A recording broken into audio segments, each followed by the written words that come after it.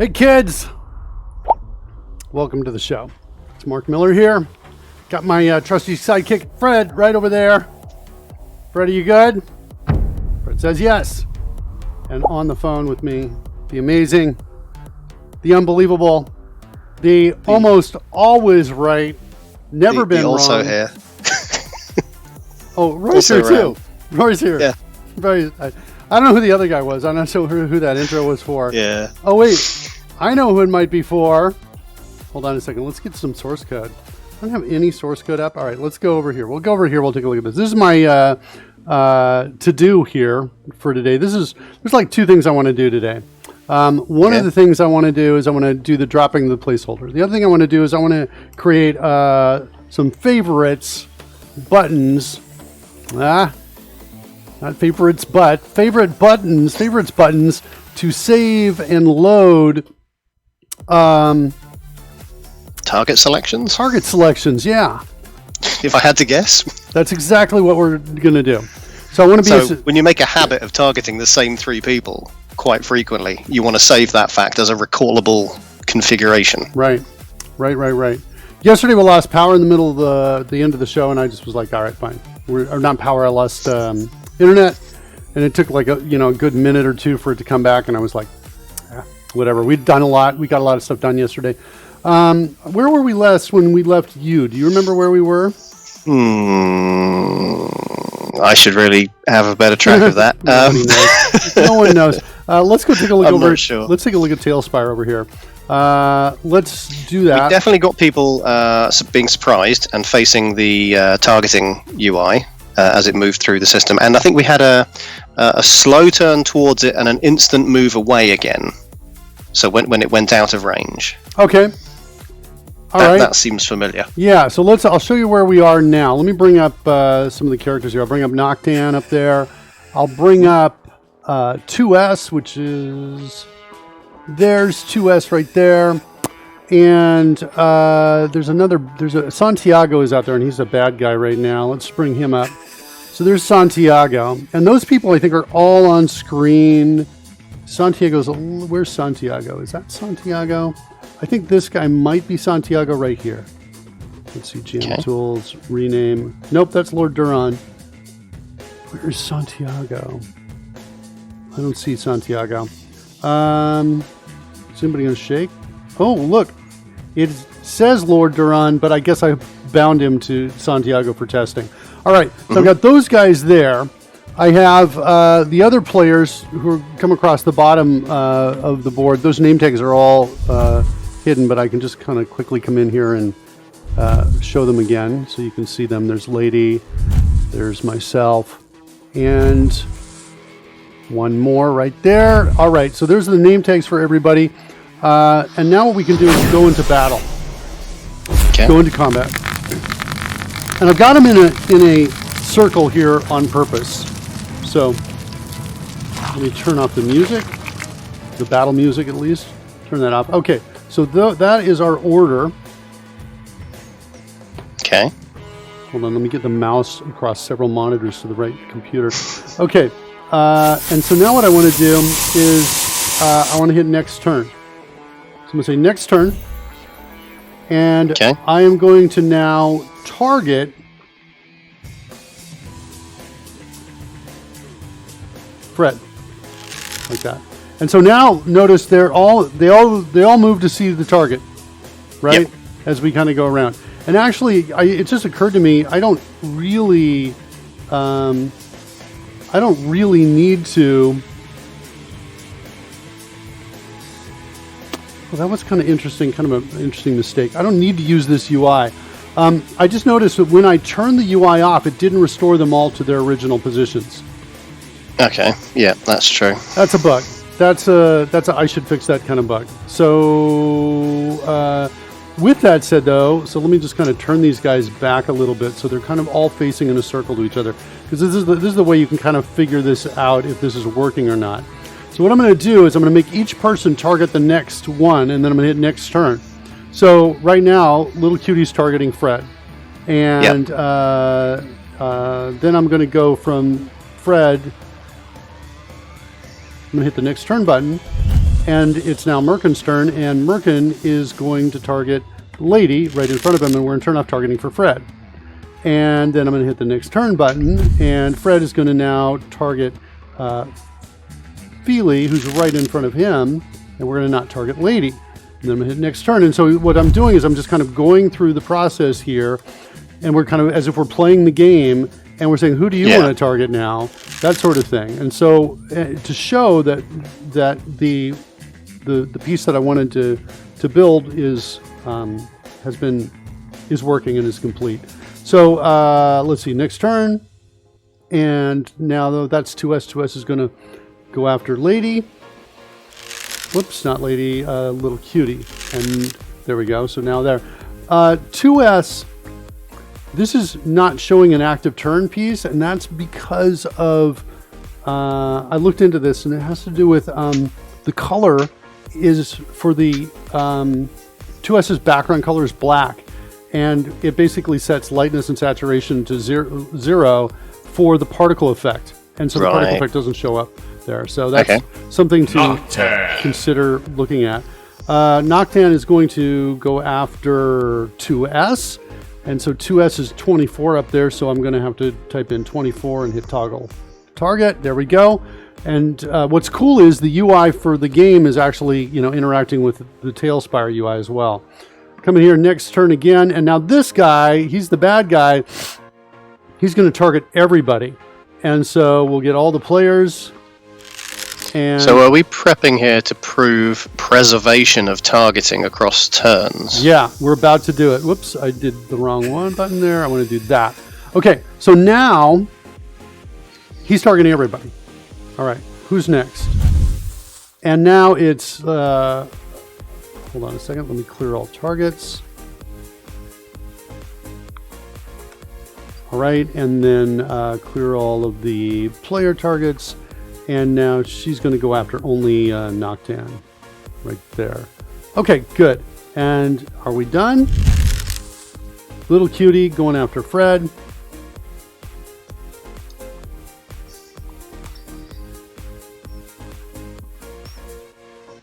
There's Fred.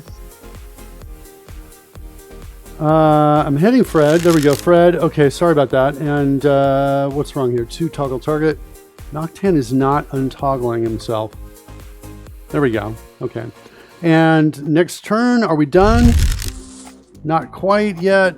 Turn off Fred and turn on Lady.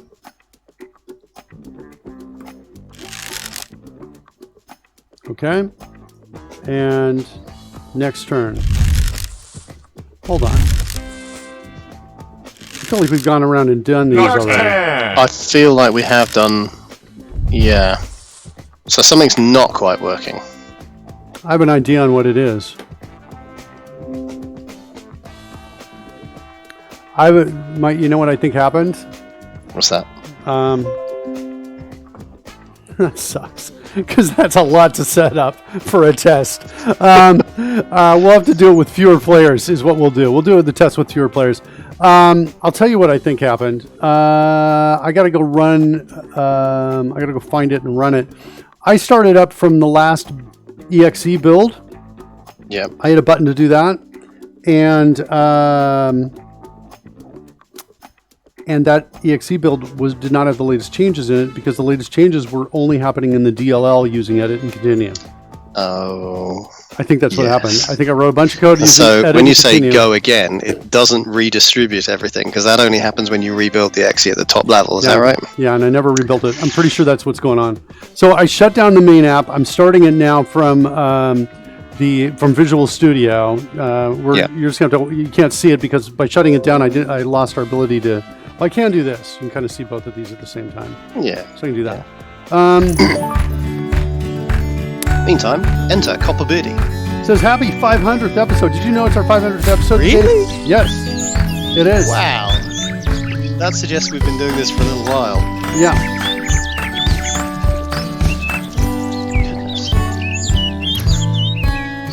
Copper Beardy. Copper Beardy is in the Well, house. thank you very much, Copper Beardy. That's very nice of you to to say so. So if you did not know that this was the 500th episode, then you missed my tweets revealing the secret that's going to happen. A new fanfare, kids. Watch out for it. Here it comes.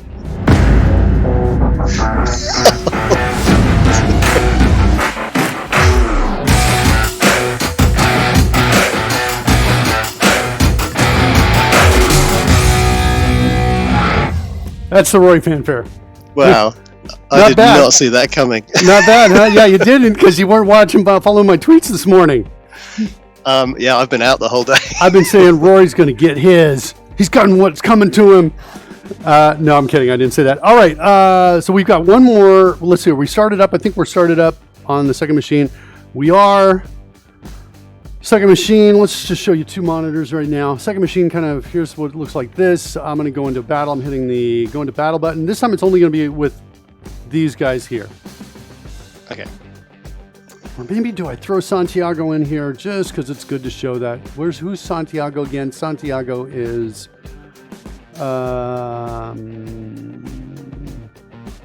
where is he? I thought he was 9. Yeah, he's 9. Okay. So we'll bring in Santiago. Right like that. So essentially we're building like a conga line of attack. Everybody's going to at least target the person sort of semi in front of them in the sequence. Yeah. And then the second time through the sequence, we should be able to see that they are still targeting that same person. Yeah. So let's see. We're going to hit next turn. And whoops, that didn't work because we didn't enter combat. We're going to enter combat. Combat determines initiative order. Fred goes first. And then we're going to hit next turn. Fred is first. Fred is going to target the next guy in front of him, like that. Then we're going to hit next turn. And this guy is going to now target. By the way, this better work. If this doesn't work, I don't know. Something seriously bizarre is happening. Next in front of him, the next character. All right, she is going to target character in front of her, like that. Next turn. This guy is going to get everybody because he's the bad guy. Yep. And then I'm going to hit next turn. And now, since this is the first time it's been Merkin's turn, everybody else is still targeted. So we'll make that. We'll clear that change. Make that change right there. What else do we got? Now her turn. She's going to go after Knockdown, who's not on the board. 2S is not on the board, but Little Cutie is. So she's the next one in front right there. So I can just move these two guys out. 1, 2, put this one here. And so everybody's looking at the person they're targeting. That's kind of... So we've got kind of an anti-clockwise direction. Yeah. Well, everybody's looking, and sure enough, the targeting will work that way around the circle. That's what we're hoping for. And now, there we go. See it? Yep. And then this guy's turn, and everybody's... He's targeting everyone. So that seems to be working. Yeah. Okay, so that was goal number 2 from yesterday as well. So not bad. And there is, and I think there was some tweaking. Surly Dev. Surly Dev is in the house. Rory finally gets what he deserves. So if you did not know that this was the 500th episode, then you missed my tweets revealing You're not the secret. That, Mark. It's gonna on Twitch. Oh, thanks. No TaleSpire. worries. No worries. I stopped it. I know what it sounds like. It sounds like this.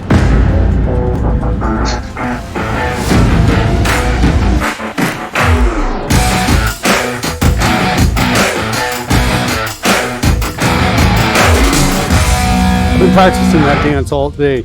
By the way, that's very good. Yeah. Yeah, choreographed. It shows you've clearly got it highly polished. I think it's pretty good. Yeah. I'm excited about it. Okay, so now what I want to do, I got kind of 2 things on my mind, is what I have. Okay. Kind of we're focusing on here. So let's go over to PowerPoint. And we'll look at this. I want to create a favorites buttons to save and load target selections. Should be easy, but there's some work to do there. Basically 3 buttons. Do I have? Are these going to serialize across sessions, or are they just going to be maintained within sort of a single session? Single session in memory. Okay, fair enough. Because that's generally what you need. I think between that and the whole goal of this here is to reduce the amount of button pressing that is happening while we play the game, so that the dungeon master is doing less work. That's kind of what we're looking for. Yeah. Let me just clear This is everybody else's name and place. Very, very like the playing of a sort of a top-down real-time strategy game. So you've got units and things moving all over the place, and you want to save locations, and you want to save sets of units that you're dealing with. Sort of things going down the left flank, things going down the right flank, that kind of stuff. Very, very similar to that. Yeah. That's exactly what we want to do. And so I think that the combination of remembering the last one, the active player, the last targets the active player selected, the combination of that, plus adding 3 favorites for the DM, so the DM can say, save this as a set of favorites. Yeah. Right, so that I can, load them up, that sort of thing. I think that combination is going to make it really fast and easy to play the game. So like I might be working on a group of targets and somebody else might be working on a different group of targets, or 2 different parts of the team, and when we get to them, they're just already selected when it's their turn again. So I think that's going to help. So I think we'll go after favorites first, and meanwhile we'll think about this. Dropping a target placeholder when we commit it. So the idea is, part of my problem here, my challenge is I don't have a clean entry and exit yet in terms of the targeting state. For the targeting state, I don't think I do. In other words, I think I have multiple entry points to start targeting, and maybe even multiple exit points. I've got one that cleans everything up, and I've got another one that says I'm ready. It keeps the targets there. And just to be clear and show you what I'm talking about, there is well, I guess I don't have to be clear. I think I'm going to be clear with audio only. So when I target someone, like for example, if I target Fred like that, we are not looking at TaleSpire. Yeah, no, I know, but I'm just pointing out. Oh, I see down right there. The 2D. Yep. Yeah, I'll switch over to TaleSpire too, so you can see it, because there is the synchronization that's happening here between the two. So when we target Fred like this, and I click the ready button on my Stream Deck for targeting, it leaves it in place. Okay, and it just leaves it there. And Fred continues to be targeted too throughout the roll. After the roll is over, Fred's still targeted. The piece I didn't point out is, as we were advancing through each person's turns, the targets in the main overlay UI were also changing. Yes. Yeah. So we didn't look for that, but that is expected. Yes. There's an additional piece I want to do for when we're targeting a point, a place in space. And so right now, if we're targeting a person, that's all totally taken care of. The UI for that seems to be working really well. But a person, I mean a character, a creature in the game. If we are going to target a place, I want to drop one of these discs wherever we're targeting it in 3D space, and then I want to clean it up after the dice roll or after the spell cast, whatever that thing is. Right? So I just want to leave it there so we see the marker. So you've got targeting individuals, targeting persons within a given range, targeting specific points, targeting areas emanating from a specific point. And these are different ways of creating target discs or something or the like. And as you say, you kind of want to, no matter how many of these or in which combination, when you're done, you want kind of universal cleanup. Yeah. Now, Little Cutie has got let's talk about a couple of these things. Little Cutie's got a spell called Entangle. So Entangle gives you this kind of targeting because it is a 20-foot square. And so I go, and I love this. Look at how they're moving around. Isn't this awesome? They're all like, cool. I'm really, really liking how this turned out. And including the low resolution of the guys who are farther away. They're moving kind of chunkier and slower. Not as responsive as folks right in here. So yeah, that's working. I'm really liking that. So we come over here and we say we're going to cast Entangle here. If I hit cast spell, right? Well, if I hit target point, it drops it. So that does seem to work here. But I guess what I was thinking is if I go right into cast spell, I think it's going to go away when I hit cast spell. It goes away when I hit cast spell. Yeah. Also, put it in the wrong spot? What's up with that? Dang. Dang. That's a little sad to me. Look at this. This is in the right spot. That's in the wrong spot.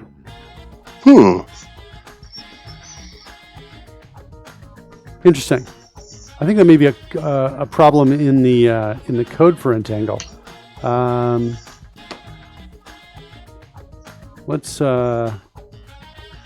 jump back over here and see if we can find that. Code Entangle on cast. At least this will give us maybe a clue. At collision target is the location. The previous one says at collision. Yeah, so at collision is where the actual collision occurs. At collision target is where the desired target is going to be. What's going on here? There's a parameter here that impacts this. This one, average distance variance to the target. 0 means a precise hit. So what this does is this will, if I say like this is 1, it'll go 1 foot. It's kind of a degree of fail, if you like. So it's not going to not happen, but it's going to miss by a quantity. Right. So I can kind of pepper an area is the idea behind that, right?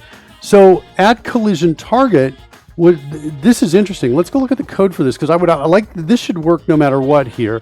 I can easily fix it to at collision as a workaround because that's 0. And so let's go figure out why at collision target's failing for plant growth. It's instead using the spellcaster's position. I'm pretty sure. Let's go back over to TaleSpire and verify that. Let's bring Cutie over here. Cast Entangle again. Go. Cast spell. And you can see the target piece is there. And now it grows in the right spot. The difference between the two is I use target point as the UI. Okay. Let me advance the time here. Let's go do it again. Entangle. Go use target point. Now I've used that. And now choose cast spell. And now is it going to grow from her position? Oh, it grows from here? Like where does... Okay, that's strange. What does that have to do with anything? I wonder if it's the last position she was in. I wonder if it's just simply not being set. Oh, right. Yeah. All right. Interesting. So let's switch back over to the code. Let's go see if we can find at collision target and understand what is the problem here. I don't have at collision target down in here. Is that true?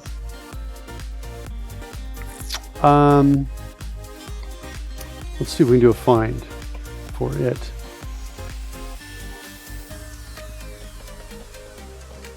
Okay, let's go to the D&D app and look for it. All right, at collision target. So we say play effect on collision. And is it the only difference between the two of these? That bit right there. Use intended target. Okay, so use intended target is probably what we're looking for down below here. Use intended target. Okay, there it is. If you use the intended target, then we go to track intended target position. That's set to location. Location is in the call to add projectile. Location is all of the target locations I'm going to go after.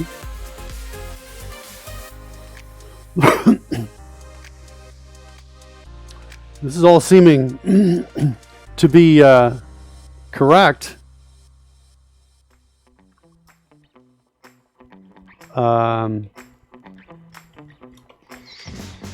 Yeah, it does seem reasonable, doesn't it, so far?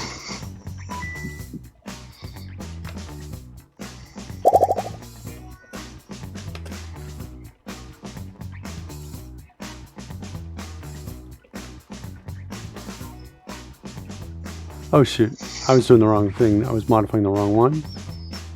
Location there, and this one, targets, intended location. Like that. So we can at least see that one coming out there, adding the projectile. Yeah, the target locations are here. We can set a breakpoint for launch projectile right over here. Play effect on collision. Is it down in here? Where are my targets?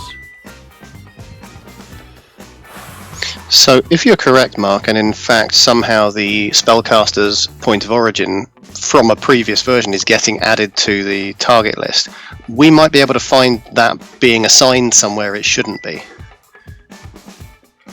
Yeah, I would agree with that. I think it feels good. What I'm not understanding... Oh, are we calling play effect multiple times? That might be what's going on. Let's see.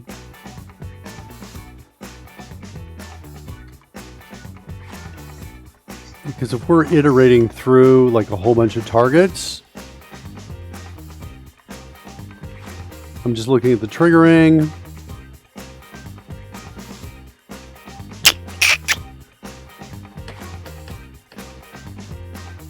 No, it's just this right here. Where's my target position?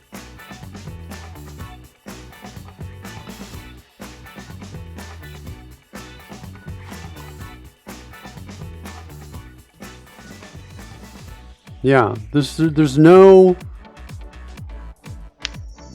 multiple being sent out.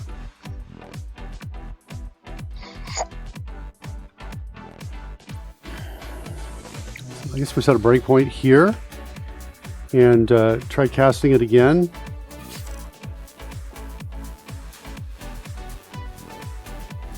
Let's show you both monitors here.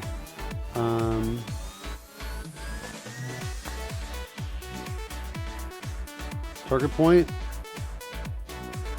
and I'm going to cast a spell. Let's go into the target point. That's all correct. And now where is... Oh, we're at a breakpoint, I bet, right? Yeah, we're at a breakpoint. Okay. What's the effect name? It's Green Blast. I'll just run it until we get to the next one. This is the plant growth one right here.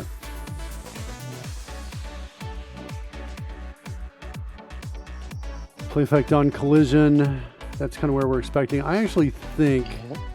Yeah, I can't really go in beyond here. Use intended target is true. Let me just hit run a second. Let's go look at the code on the other side.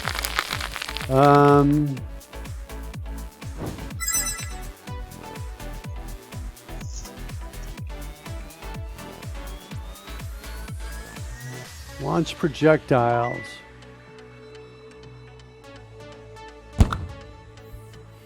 Play effect. That's the cleanup. Cleanup's in the right spot. So play effect on collision. Use intended target position. Let's call him this. Here's where the ARGs are coming in. The ARGs are coming in the call to launch projectile.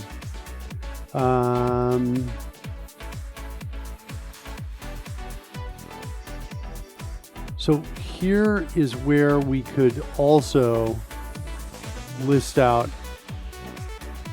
the target positions.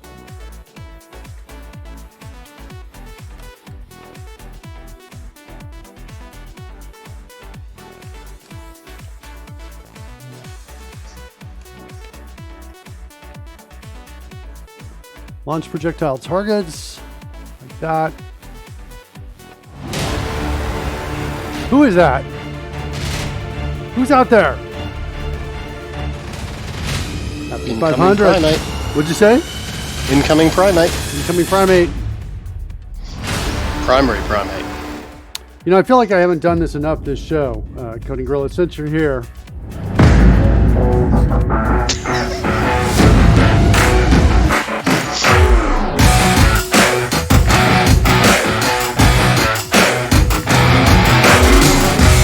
That's Roy on the line with us, kids. Hey. In case you didn't know that. In case you didn't know. Hey, you can't blame me. It's been years since we've been asking for this one. Possibly. Right? All right, so I'm going to come in here and we're going to... wait a second. We need some detail on the actual target. I guess the locations of them. Is that what we're playing on? Yeah, so these are going to be either the IDs of the target or the positions. Coordinates is what they'll do. So we'll see exactly how many there are. Mm-hmm. I'm just going to put I just use the warnings because they show up a little bit more. I'm just going to make this just so it stands out a little bit. In the log, and then let's rebuild that, and we'll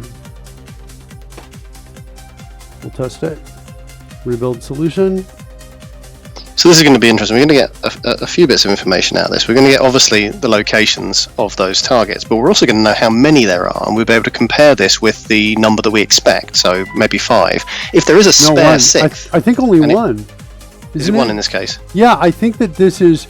From here, load projectile sends 1... It's only going to be one target. Each time through, it's only 1. Fair enough. Well, it should only be one target, but then in here, launch projectile... It says, hey, as long as we have missiles remaining, let's keep throwing more missiles at it. Sorry, I'm confusing the two concepts, yes. No worries. Targets versus actual missiles. Right. So, but there should be one target in both scenarios. I feel like the bug is somewhere down in here, but I want to just get a little data first and see what surfaces with that data. It's loading up over there on the other side of the world.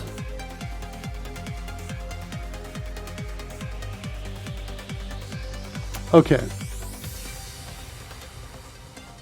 There's a little cutie. Cast Entangle. So we're going to do it first, just cast Spell. And so that's kind of what we're starting with in the log. So I'm hitting Cast Spell. This one seems to work.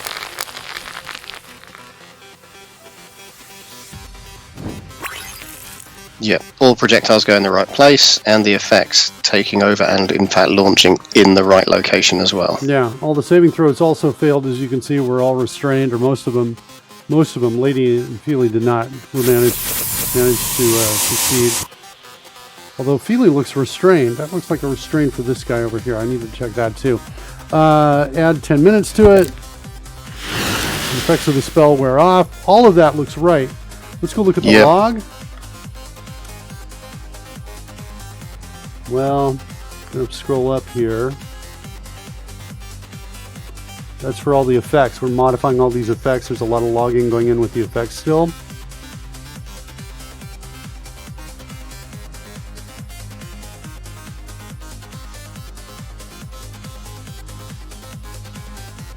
Here it is. Right here. So...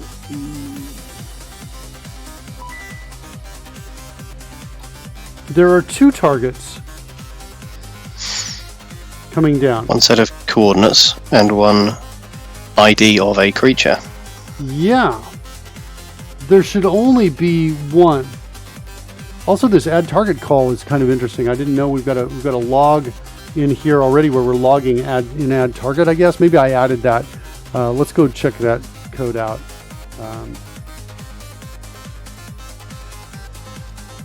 Mooney Machine asks, those effects are so cool. Are those in the base game, or did you mod those in? These are modded, Mooney.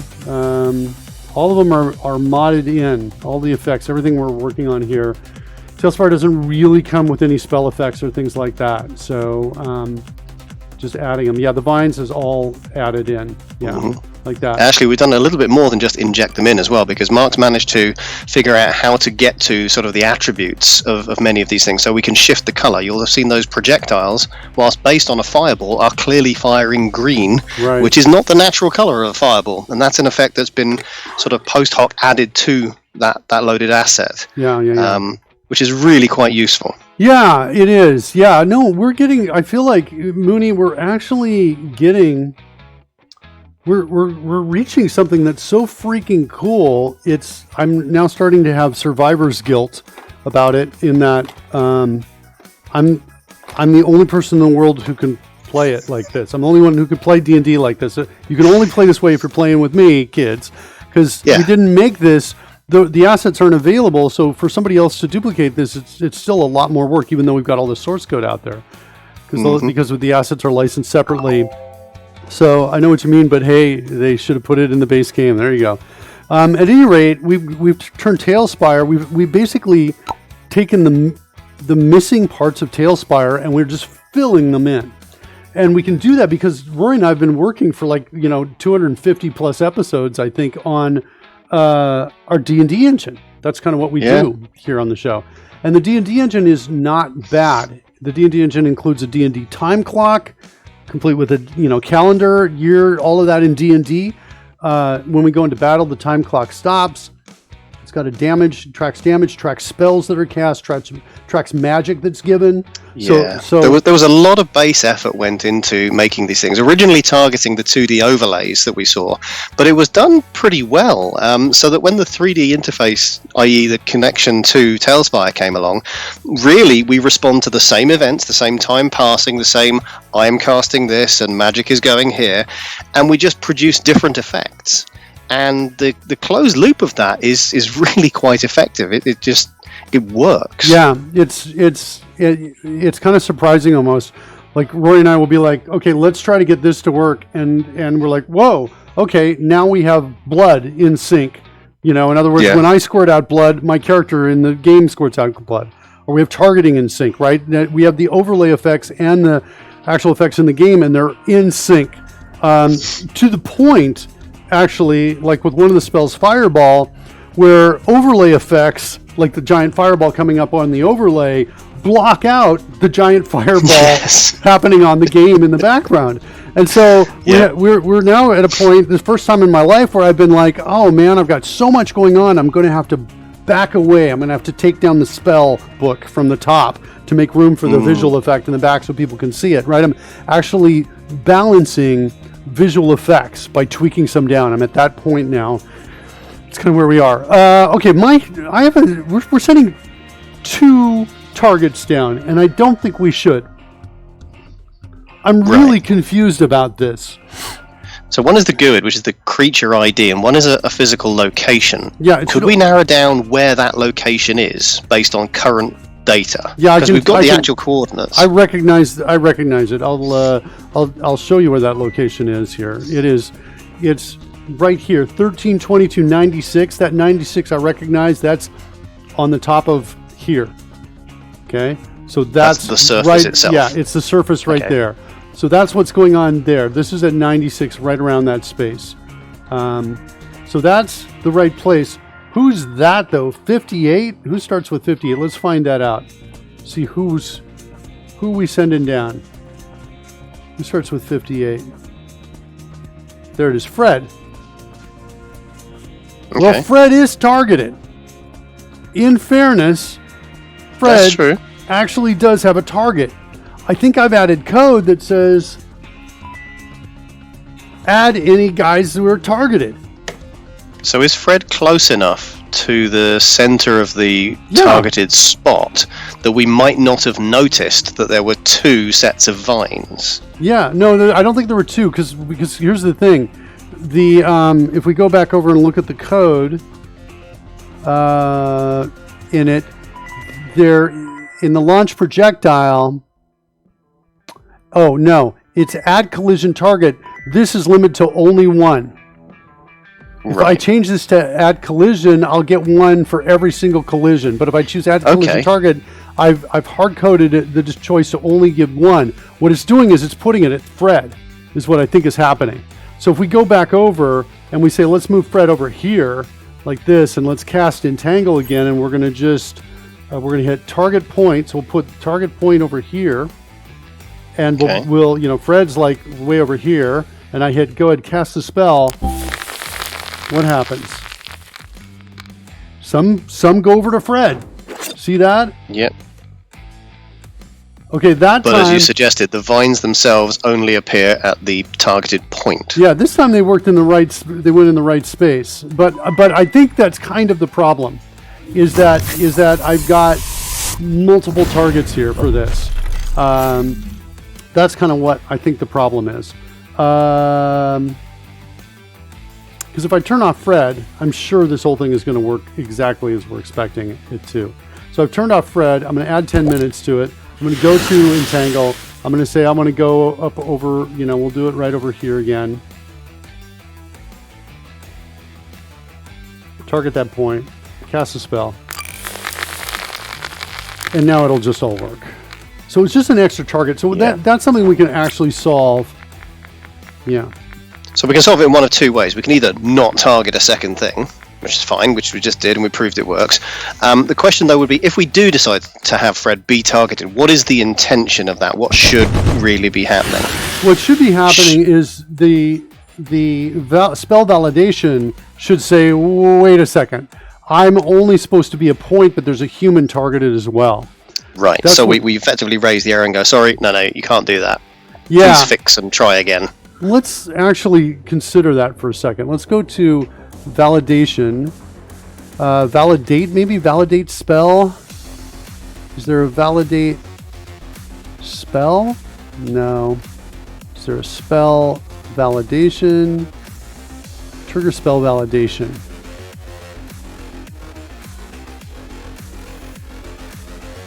Cool. Where's this called from? Cool. Get validation. That's where I want to be. Okay? So I'm going to set a breakpoint there. We're going to target some folks. Okay? We're going to go back into over here in TaleSpire. We're going to do the same thing. We're going to say entangle. And we're going to say target point.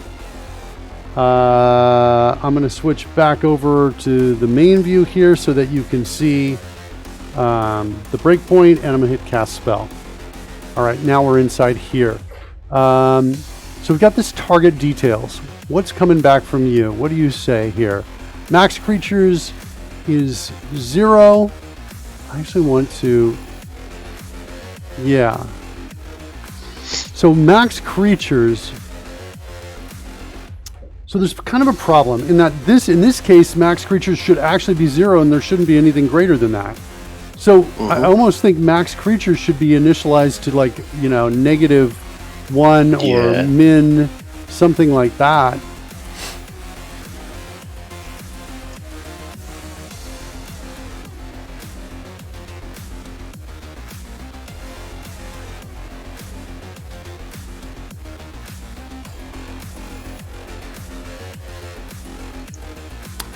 Yeah.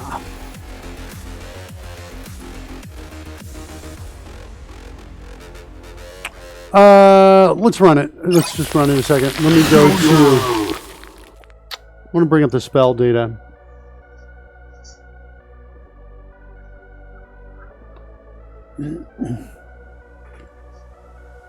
Let's go find Entangle. Okay.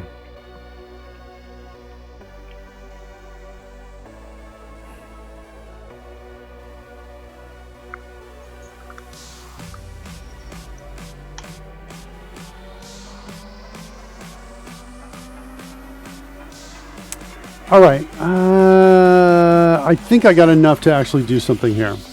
Let's see. Let's see if we can do this. Go back in. Little cutie. Spells. Entangle. Cast spell. Here we go. So. Okay. No. And just as you balance all the objects in your head ready. Come on, Pudding.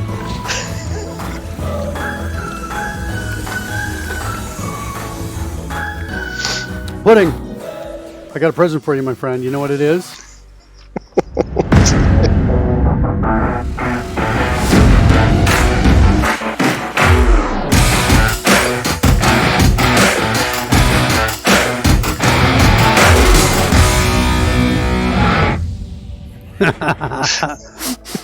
We gotcha! We did it! Bro, he finally gets what he deserves. What did you say? I see a pattern developing here. Yeah, I know. I know. All right, so we're back here in the code. We want to. So I guess what I'm thinking is, well, let's just see what we got. What's the kind on this? It's volume. So here we have a volume. And here, if we have a volume, basically anything that's not, what are my target kind options here? Let's go look at these.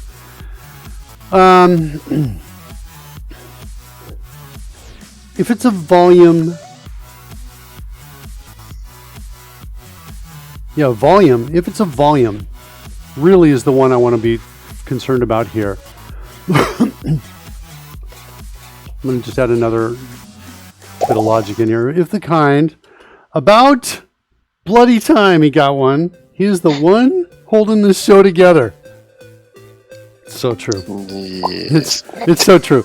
Everybody, including me, we all hold our heads in shame because Roy's so awesome.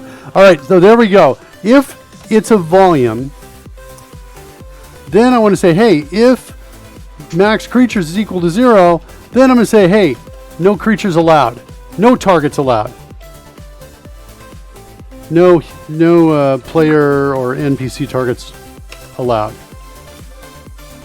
Okay, does that make sense? I think that's absolutely true in terms of D&D rules. So your message is attempting to declare itself, or those facts, on the assumption somebody has tried to target more than one. Right. Isn't it? Yes, that's kind of what I'm going to get to. I'm expecting. But that doesn't look like what the code says. That says if max creatures, I guess target details max creatures is 0, then we're not targeting anybody. Don't you mean not equal to 0? Well, hold on a second. This or is greater than 0. Creatures or volume is what this is. So I need to say has. I'm sorry, Roy. I didn't quite get your question. Say that again.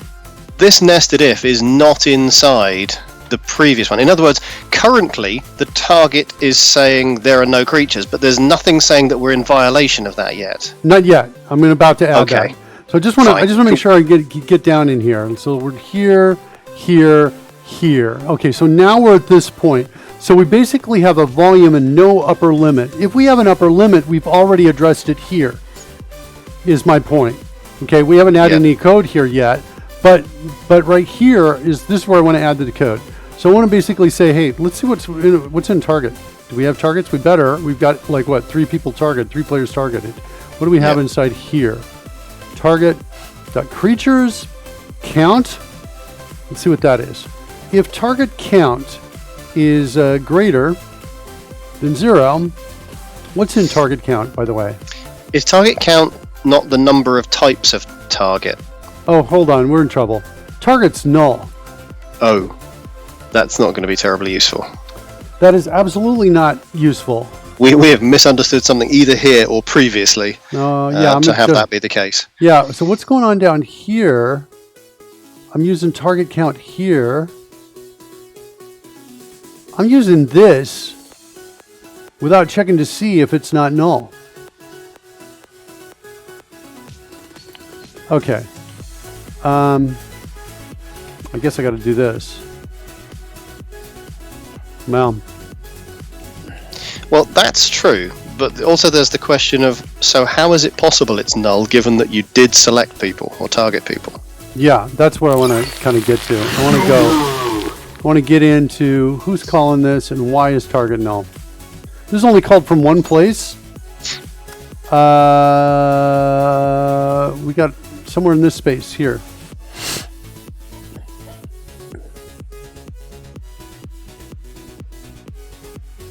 This says if casted spell target is null, casted spell min targets to cast is greater than 0, max target to cast greater than 0. Both of those are 0.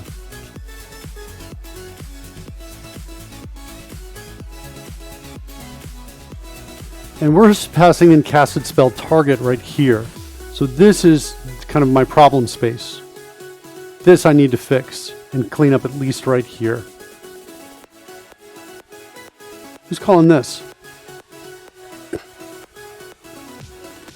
Only from one place, activate spell shortcut. This says casted spell is equal to new casted spell. I think this is probably really where I want to apply targeting on it.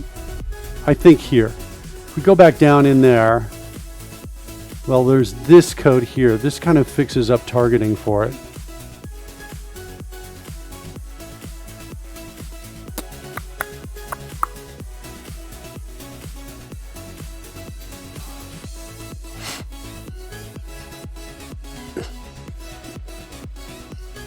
And this code is code we kind of want to implement in this scenario.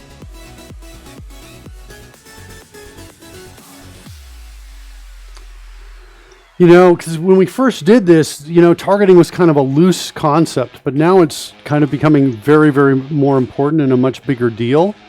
And even though I conditionally only executed this, in some cases I didn't have a target, because some spells actually don't have a target. Yeah. I kind of feel like what I want to do is kind of comment out this part here, from there to there, and run this no matter what. That's what I want to do. And then we'll kind of on our to-do, we'll do the counter of this, which is if a spell doesn't have any targets, then go ahead and let this be null. That's kind of what I guess I'm saying. Sure, yeah. No, Okay. that's fair. So let's set that as a breakpoint there. I'm going to go cast Entangle one more time. Go cast the spell. We're at the breakpoint. Okay, so now I'm going to take this out. Just leave that comment there. And so now we should go right inside here and build this up. All of that should work. Go run down to here.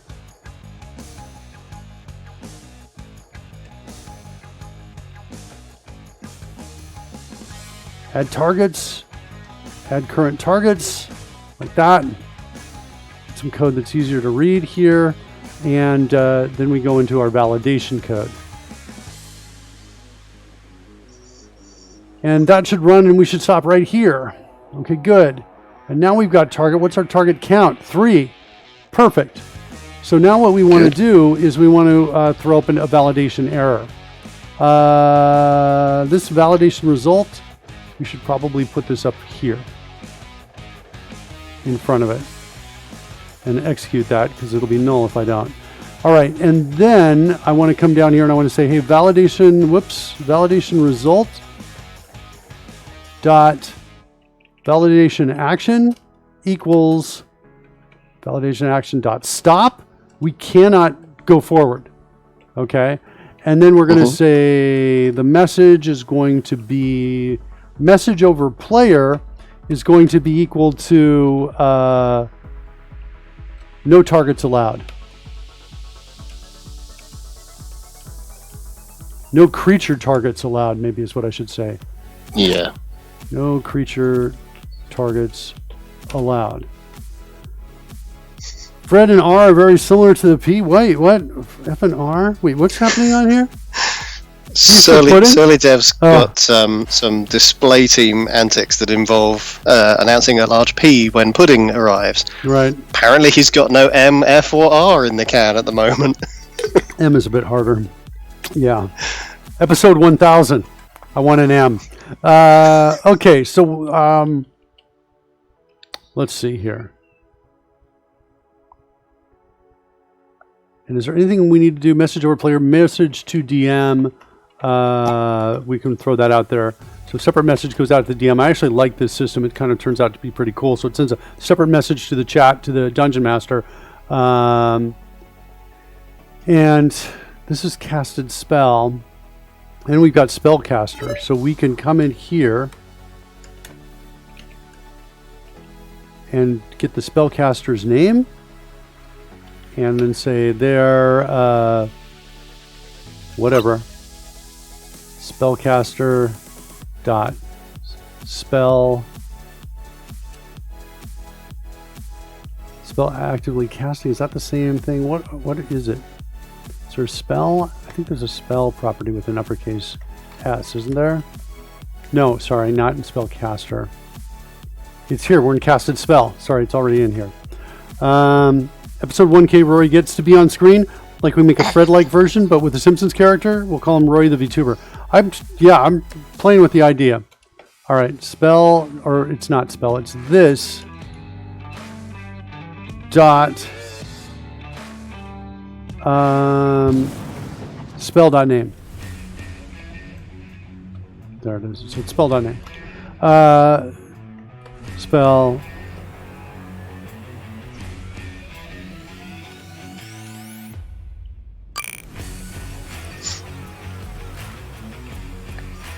this. Must clear all targets before casting. So we could do that. We could also maybe just clear them all off. Yeah, so it's a self-writing system. It knows there shouldn't be any creature targets, so it erases them essentially. Yeah. And just continues with. I mean, at that stage, the problem is only if you don't have a geographical location in the mix. Yeah. Yeah. So.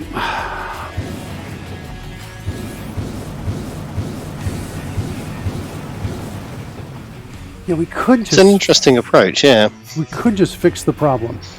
Clear all the targets. Are there any negative side effects of doing that?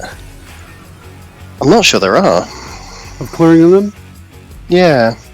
I mean, unless you're I mean, see, prior to retaining the targets on a per person's turn basis, prior to doing that, it was potentially useful to have everybody target the singular bad guy, and then, you know, again and again and again, you'd preserve it across there. But now that you're retaining it on a per character basis anyway, it doesn't really matter. If somebody is now casting something, as you say, that doesn't involve creatures, the clearing exercise won't affect the next person's turn, because it will retain that they were doing this anyway. Yeah, it only really impacts there's no negatives. It only impacts you the first way. By the way, Surly, I want the letters to just squirt out the paint in, you know, whatever their favorite color or something like that. They all, and then they leave. So they squirt out the paint and then they go. So you're left with a big letter P up there. Yeah.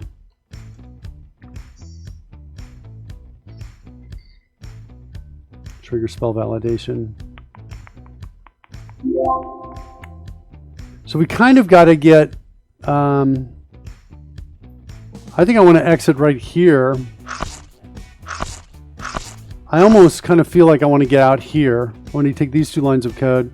Well, since they're kind of like a finally is kind of where they would be going. Let's do that. Let's take this, put it in a try finally, and then our finally, we're going to do this right there. Like that. And then here we say return.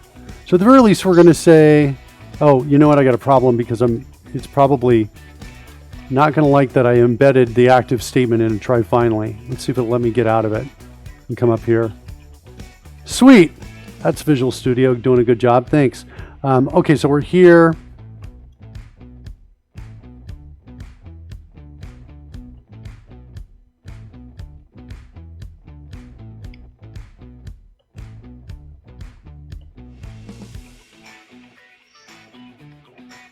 Let's see, did that work? I didn't see any validation at all. Why is that? What did I miss?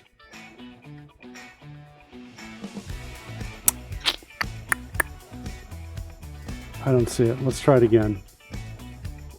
I do not see what I missed. Casting spell.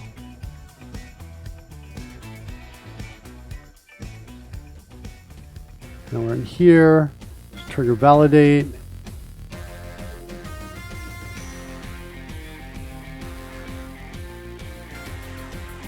We do it, the validation. The validation failed. Why didn't validation fail? Validation failing.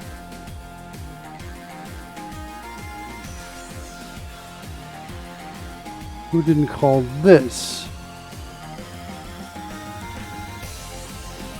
Who didn't call that? Well, that's for the custom one. That's only the custom one. What did I do wrong here?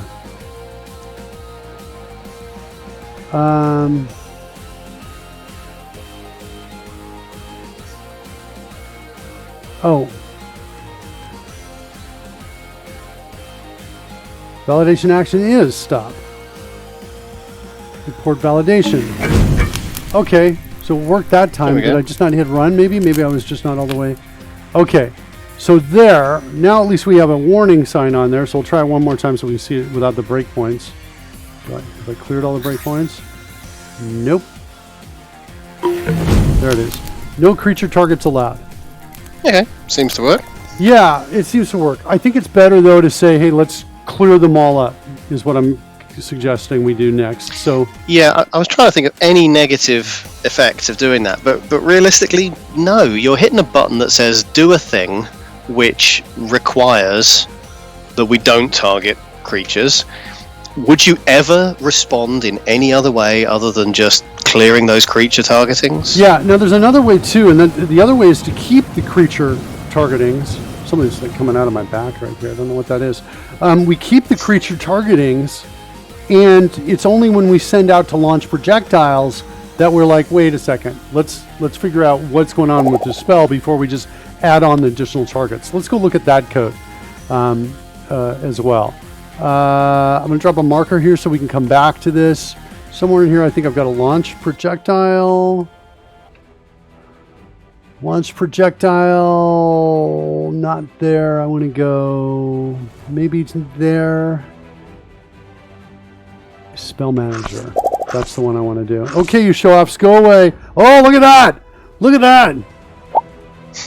Look at that. Now go. Now I want them to go so we can see the colors. Get out of there. Oh, wait. No, I've got it better. This is so awesome. This is so awesome. Surly. You squirt them, you have them all move down a little bit. It's like a printer. And squirt again, and down one more squirt, and then go. So what, dot matrix drones? Yeah, dot matrix drones. So we're just going to put a giant P up there. Mooney Machine says, don't some D&D abilities have a concept where you have someone targeted in the sense that they've been marked? Yeah, they do. Or you have rolled successfully on seeing their weak spot, Inquisitor Rogue, but that it's technically a separate concept from the target of an action. Yes, there is a concept of marking, and we have support for that already in the engine. So right now we can mark essentially with magic. I give magic to another player. The magic has events on it. Here, I'll show you. Let's bring up magic. You imagine that persisting across sessions. I don't have any of that. But those are two separate ideas. I don't have that. But here's what goes. I don't have magic persisting, but magic looks like this. So here's gaseous form. So when I receive this, I do different effects, and I can attach an effect to the player right there. Attach effect, gaseous form to the player. And then when it expires, the magic expires, I can clear it.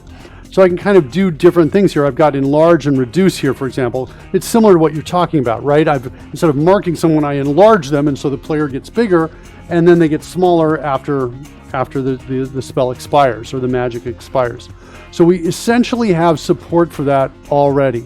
Bless and Bane are similar, right? Where I give you good luck for some certain amount of time, or I give you bad luck for some certain amount of time. I can give you advantage for a certain amount of time, right? That sort of thing. I can give you greater invisibility for a certain amount of time. That's kind of what's going on. Okay, what's going on? What's happening? What's happening here with the... We're getting there? We getting there? Hello? No? No? Okay, well that's the first variation where they disappear afterwards and the paint remains. All right, so that's pretty cool. Yeah.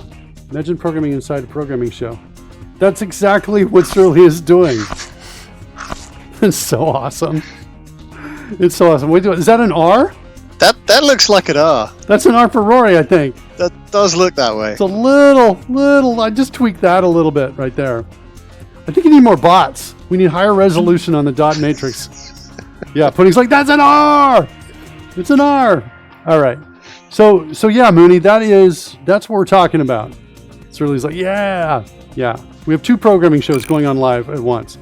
Insightful Fighting for Rogue Inquisitive. Well, I don't know about that, but I do know about, like, there's another one. There's a Hunter's Mark is another one that's similar to that. Let's look at this. Insightful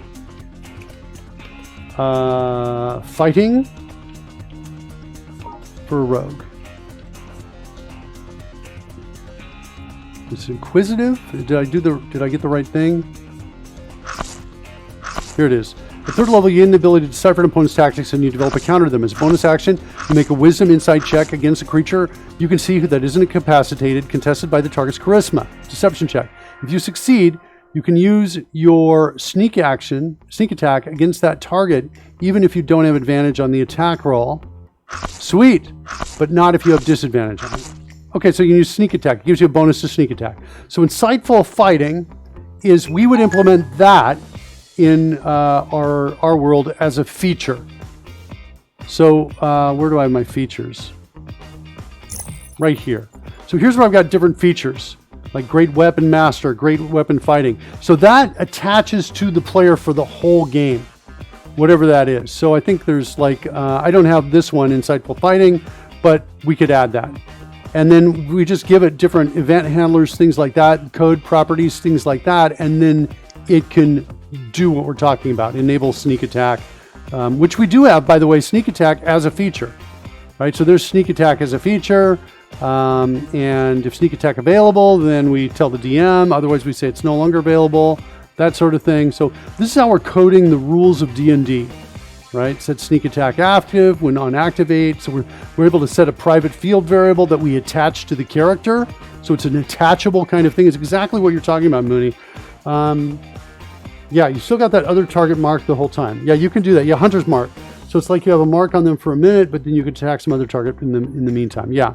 So the answer is, so I think you're also talking about the UI, and we don't have like any UI yet that says you're marked other than the conditions. So we have, for example, the conditions like blinded and charmed and deafened and fatigued and frightened and grappled and all of the others that are in there like that. So we can stack all of those up. Those are also a little bit like this as well. And including some conditions that we added as well for the game. So there's marked, by the way, right up there. See the marked? So it's actually, yeah, we've got it.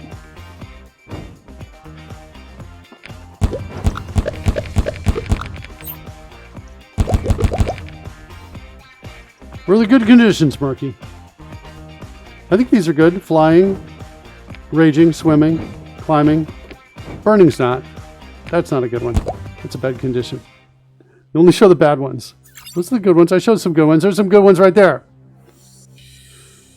We're going to say flying and raging right now. We'll take out swimming for me, and we'll take out climbing.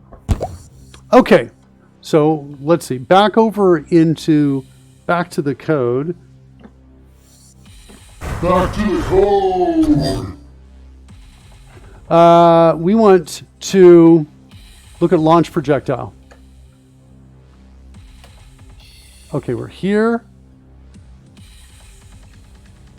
This is in the call. Here. See the targets? Look at this. This is where we're messing with the targets. Yep. This is the code that I think is problematic. And this is the code that I think we can fix. We need to, let's go back to where we were. Yeah, we need to not do this because the validation result will prevent us from ever launching the projectile.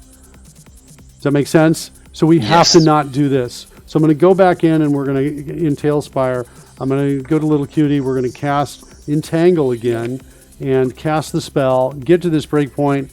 We are not going to do anything here. We are just going to chill. So you almost want to make your corrections and then call another or return a nested call to the same validation. No, I don't actually. I'm on a slightly different path. I'm going to keep these. I'm going to allow these. I'm going to know that because the spell does not require any targets, You're just going to ignore them. I'm going to ignore them before I send it down in the launch projectile function. That's what I'm going to do. So let's see. What do we have? Target is real. What is inside target? It's already got a count. So we've already got a kind of a problem in the situation. Do we have the spell? I bet we don't. Yeah, we have not even data on it. Like is it a spell type or anything like that? So the problem is we don't have the data we need here at the time this is called. Let's go into the call stack. Is there any point where we do have the data?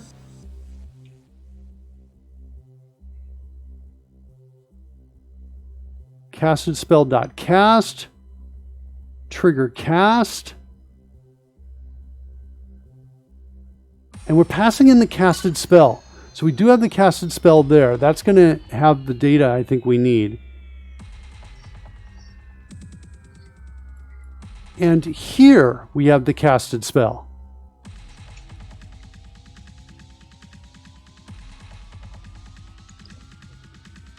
I want to set a breakpoint here. Do it again. Let's go see what the data looks like over there. By the way, in TaleSpire land, that's what it's looking like over there. Okay. We'll do it again. Little cutie, entangle, cast a spell. Okay, now we're here. Okay. I'm passing the spell ID. What is my target? Is my target already established at this point? Is it? Yes, the target is established. Milton GN is following. Thanks for that follow, Milton. Appreciate it. We're spending, okay, here's the problem. Over in this space over here, we are sending in everything but the spell. So the spell's targeting data is not included with it. And we kind of really need to have it. I think, is it called spell dot target details? No, it's up in casted spell. Where is it? Casted spell. Oh, it's spell. Casted spell. No target details here, but it does have a spell. And does spell have target details? I bet that's where it is. There it is, target details. Okay, so I need to send the spell. Is what I need to do. And right now I'm just sending only the ID. Okay? Yeah. The problem is, Roy, this spell is not registered. It's not registered anywhere in some, list of spells that I know. I don't think this is listed anywhere. It's just kind of like we know it. It's in the call stack at this point, but I don't think there's anything that says register. If there were, I could get around that. Ooh, I can actually do this with edit and continue. I don't have to change these args. I do have the spell ID. I'm going to do this. Hold on. Let's go to the call stack again. Let's find the place where we're out of here, where we call get in here. Casted spell. That's in the core. I need to be out. Cast action spell. I need to be outside of the core. Oh, wait. No. I could, so I can't. So here's the problem. I can theoretically fix it using edit and continue, but edit and continue traditionally has big problems when I modify code inside a DLL that's not the main app. That's the problem. Right. Imperium42 says, are you the Walter White of computer science? I'm going to say yes. And There's a certain resemblance of that. Yeah. No, it's awesome. And for using the special keyword, Walter White, you won Imperium42. Woo! You're the winner. He's the one who blocks. Say my name, Mooney Machine. Say it. Imperium42, you actually did win. If you want to copy a Code Rush, this is my 500th show. I'm giving it away. Let me know if you do. So we got the trigger cast here. All right. It's going to be, I just know it's going to break. But what we can do is this. Look at this method name. Who wrote that one? Ooh. Who did that? Somebody very dubious character, right? Yeah. Okay, so here's my idea. My idea is, we could do it in casted spell. There's a shot this might work.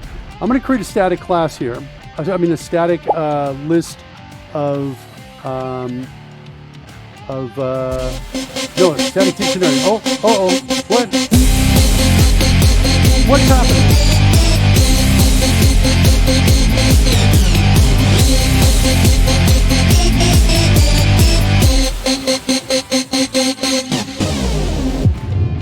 Viruses. Make computer taken mess. A very strange turn. I mean the Walter White thing. Yeah, I know. I'm with you. Those cats look delicious. Fred, stop eating. The cat. Don't think they eat the cats. Okay, so we want a new dictionary of string indexed spells. Like this. And we're going to say, yeah, it doesn't like it. Look at this. Look, already. It's like, oh, because I did this. Well, maybe, yeah, this is like. We can take the longer form way of saying that, can't we? Yeah. But that might work. Still, it's Visual Studio saying, I want to offer you hope. There will be none because Edit and Continue won't be able to handle this, I think. I'm pretty sure. So we're going to say, we're going to have this be like the active spells. So now I'm going to hold on to those. Oops, it can't do initialization during Edit and Continue. So we can't do that.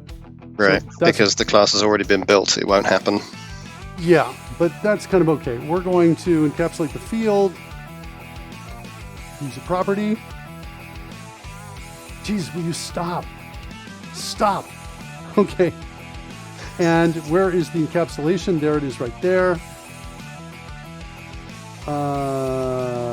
No, not quite what I wanted to have here. Okay, and so there's our encapsulation. There's my get.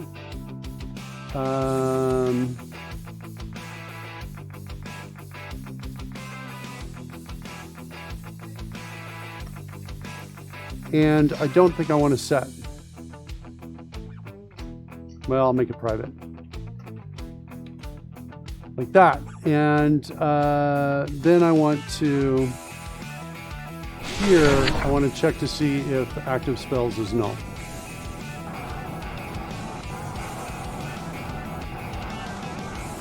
Then I want to do that. So if active spells, so now I've got an active spells. Cool. Then I want to, interesting, it's public. I'm not sure if I wanted to make it public. Cast spell.active spells. All right, so it's okay. So then when we do, where's our call stack? Here. When we do cast, I want to say active spells.add. The key is going to be this dot spell ID. So this dot ID, and the value in the dictionary we're going to add is this. And I think it's not like that because it's right here so close. It's in a different place from the. Let's just get out of here. Let's run till we get to the breakpoint. Okay, now let's try adding it. And I bet that'll work. And then down here on dispel, we're going to say this dot remove. Like that. And then we should also just make sure, hey, just in case, if active spell contains key, oops, what is it? It's ID. I think it's ID is what it is. If it doesn't, then we're going to add it. So we won't get that error in case we call it twice or something like that. And then, now that I have that there, run. Now, what that means is back up in that other location we were at, I think here in launch projectile, that's when we can now go get it from the projectile event args. Because I'm pretty sure we got the spell ID coming in here. Shoot, I don't see it. It's this, I'm pretty sure. That's the spell ID. Yeah, I think you're right. That goes up into the base. Let's look at the base. Do I call it spell ID? Yeah, we do. See it? So sweet. Yep. Okay. All right. So we got our breakpoint. Here we go again. Entangle, cast spell. Where are we? It's probably behind the call stack. There it is right there. Okay. There we go. Clear that breakpoint. Now we're in the right spot. Now what I want to do is say, I think I want to, I got to get into the target details on it is what I have to do.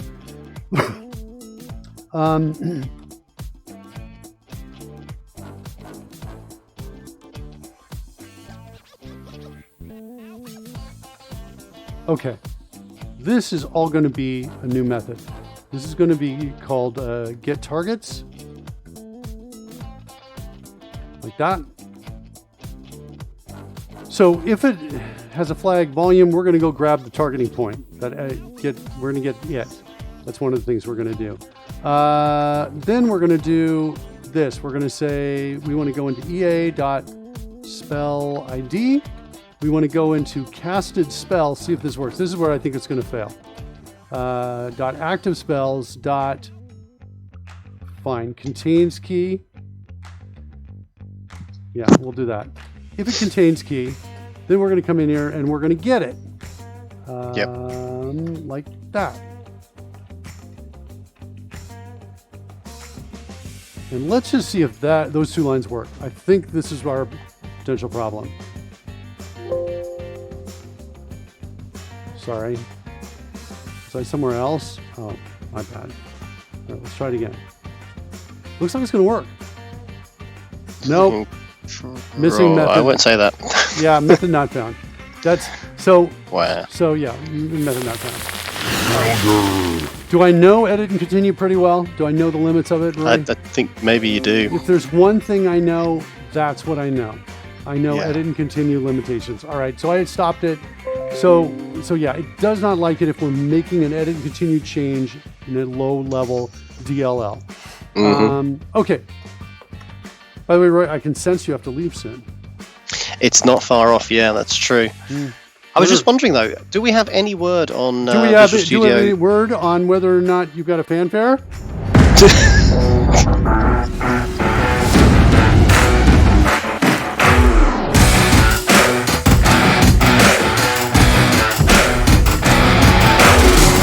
How many of those can I get in? Are we kicking Superstar Rory out? Yeah, we're going to do that, Fred. You and me, we're doing that. It's going to be you and me next. Do we have any word on what? Just whether Visual Studio, as it 2022, is going to have anything additional in the arena of edit and continue capabilities. They will.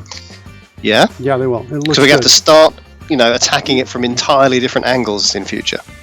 Well, we will get to be able to use those features when they come. Yeah, I can't wait. Yeah, Can't wait for those. that'd be cool. Team's working on Code Rush for VS 2022 as we speak. So, anyway, all right. You still got time? Still a few more minutes?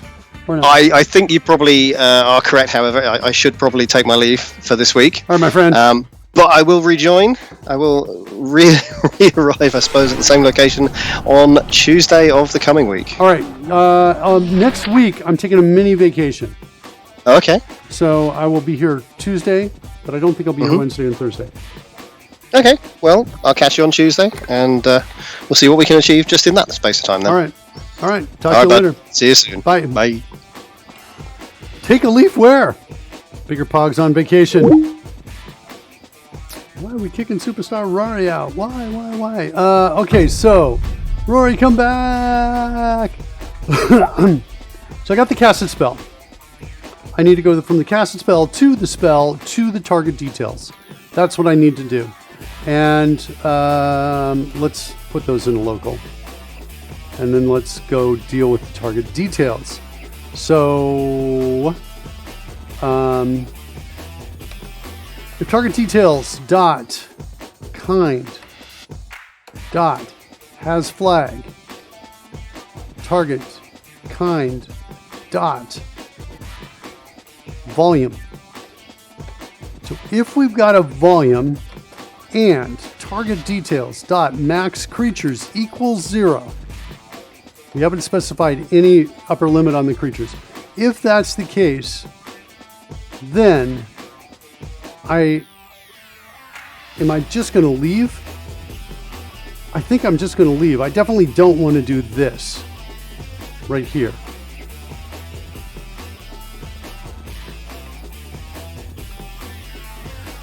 Add active targets. So I'm going to do this, and I'm just going to say return targets.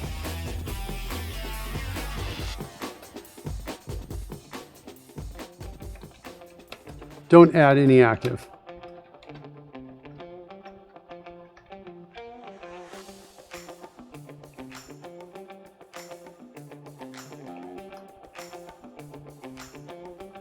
And I maybe want to throw one more in here. And targets dot count is greater than 0. So we've already got something we've added right up here. Well, we're going to do that because, we're kind of at this space here. We've already said, does it have flag volume? And we're doing the same thing down here. Does it?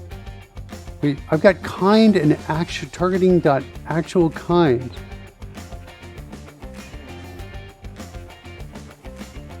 Oh, this is looking into what was actually target. Yeah, I see. So it's not quite the same thing. Don't add any active. I think that's going to be the code that we're going to add. I'm going to set a breakpoint right there. We're going to run it.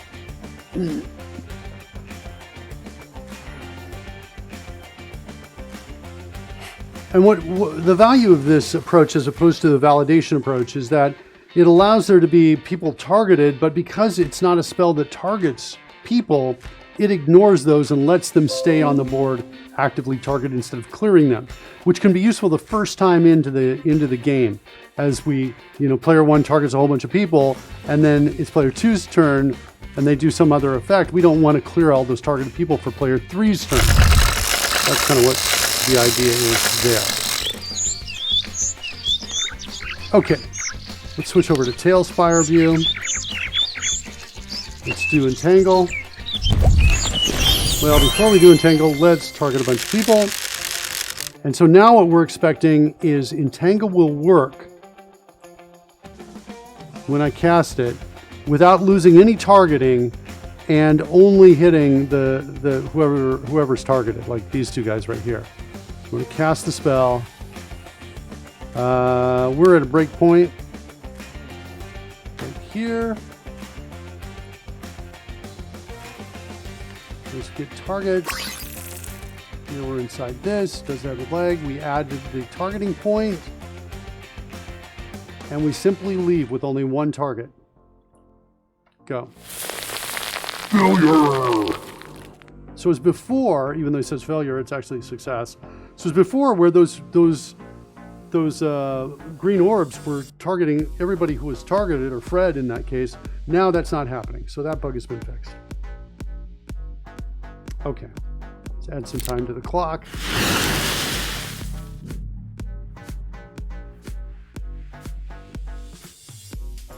It's cool. Super cool. I think I might want to change some code here a little bit, just to protect it a little more, just in case.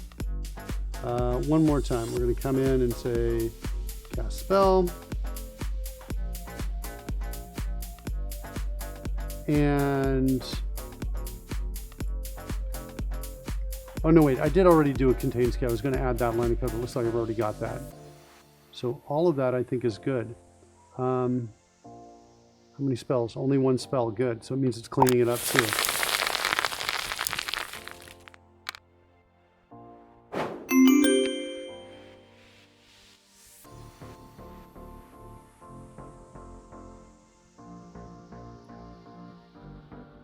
Okay.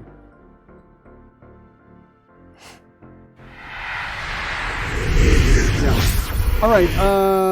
Next, do I want to worry about dropping a target?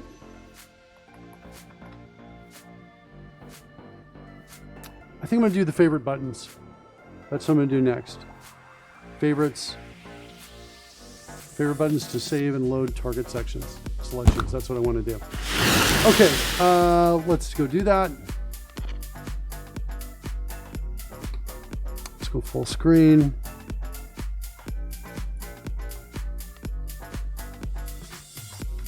All right, let's design the buttons first, or at least kind of get some crude ones up here.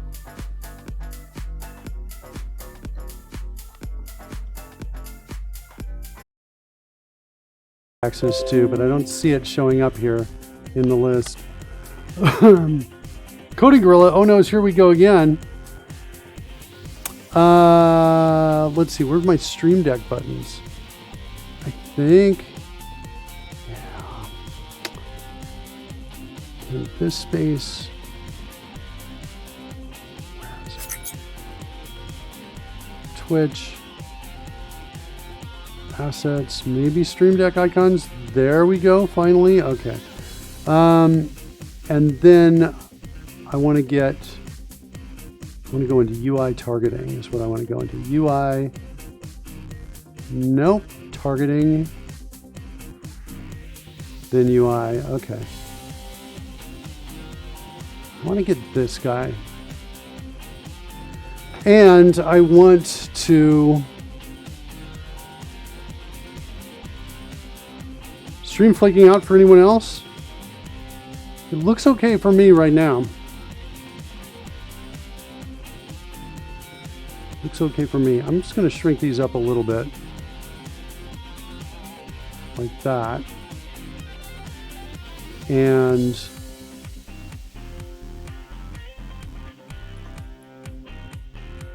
let's create a star up here.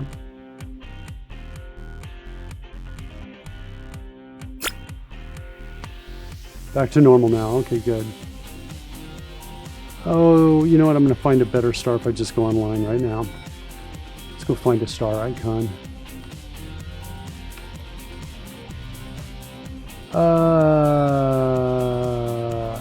Something like this. I got you. Sorry about that. One more. There you go. Kind of want to blend between this and this is what I want.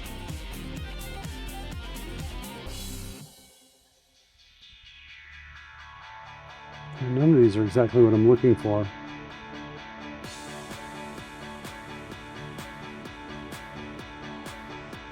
Fine, I'll use this one.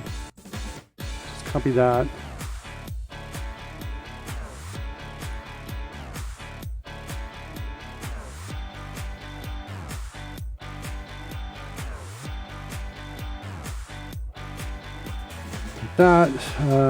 Size it down to, yeah, probably about 60, maybe 80 pixels. Do that. All right.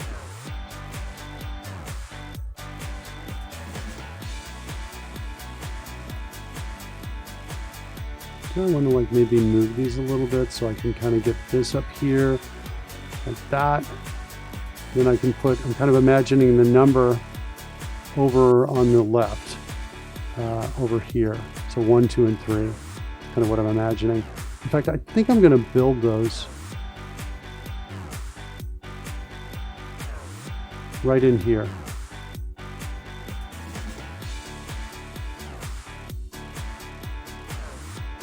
One. What font are you? Calibri. Do I have an impact on here? Okay. Increase your font size.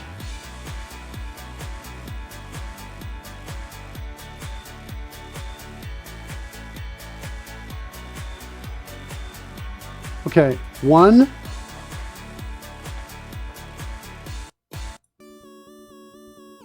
Stream Deck icons. Where's my UI?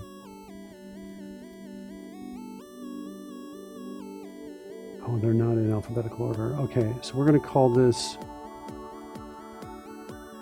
This actually is going to go in targeting. Targeting, then UI. Targeting, UI. This one is going to be... This is going to be... Load favorite 1. Like that. Then I need like a save kind of indicator on here. Some kind of save.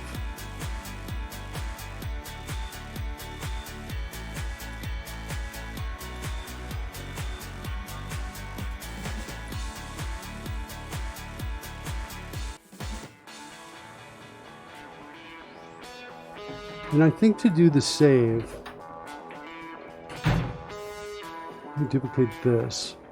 I think I'm going to make this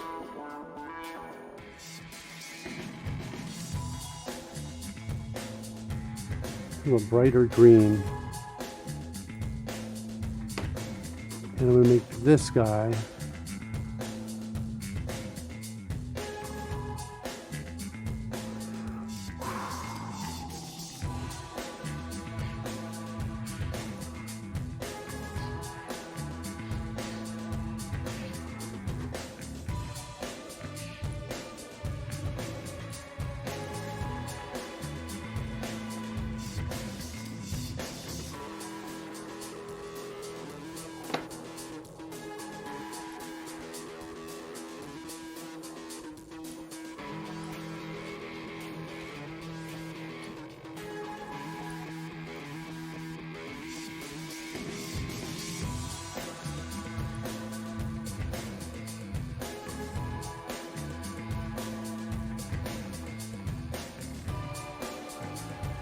Okay, I think that can work.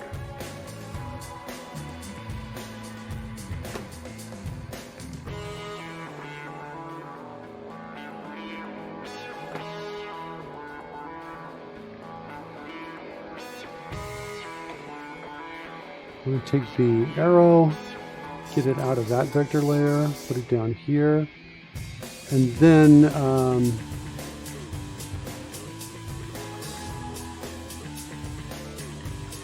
how's that looking? That's a little busy.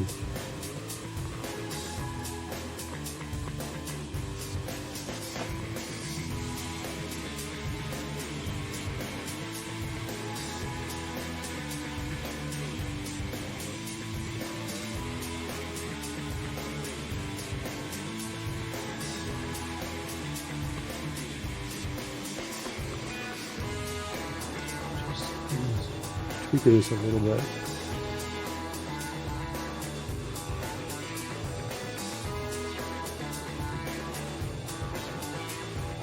Okay, now merge that down.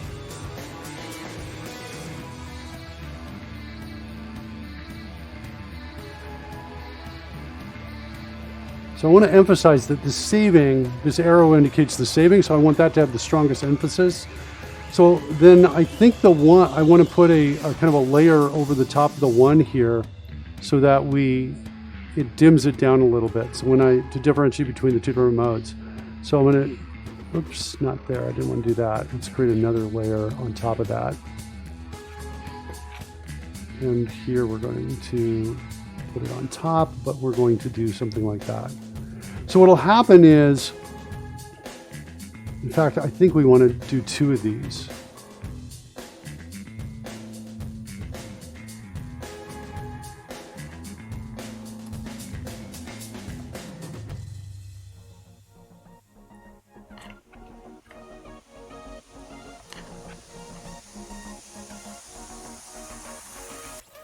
Okay, so now we have kind of a file that we can use to generate two different kinds of buttons.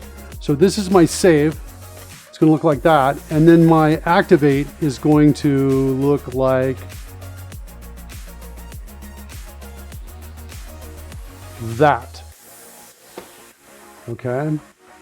So that's what the activate is going to look like. Cool. All right. So we'll save this as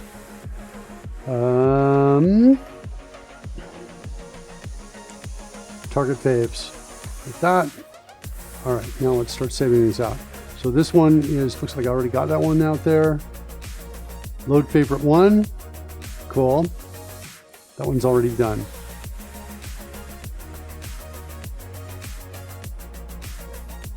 Since I'm going to do 3 of these.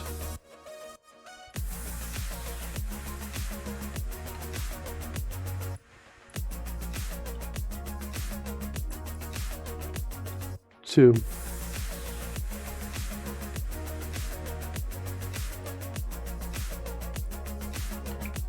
And 3. Okay. So let's save those out. Here's load favorite 3.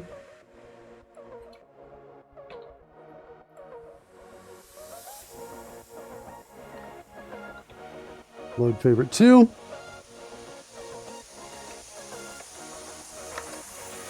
And then let's now create the save versions of these like that. Save favorite 2.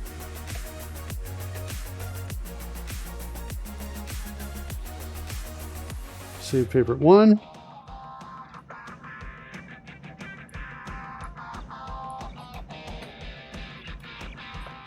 And save favorite 3.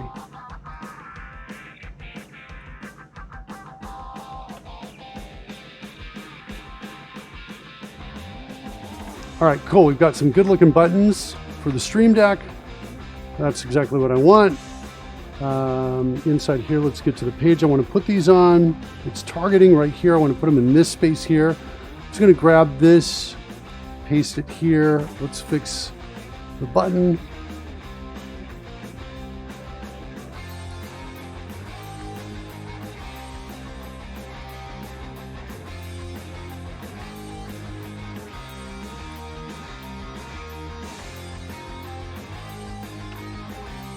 This needs to be no text here at all. Target. Maybe we'll just use the existing mechanism and we'll call this save favorite 1, like that. Copy that, paste over here. This is going to use the next icon. This is going to be save favorite 2. Copy the, well, actually I don't need to copy it, I can just paste the other one in there. This is going to be save favorite 3.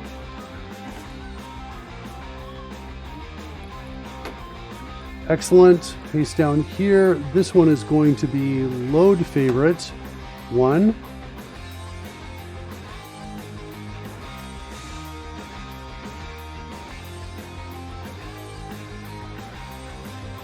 Load favorite 2.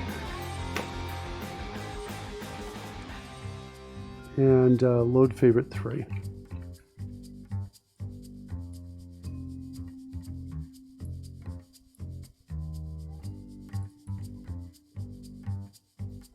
Good. Excellent. Cool. Nice set of buttons. And I think they're going to work for me. Move some of these around a little bit, these buttons around. Do this, put this right up here.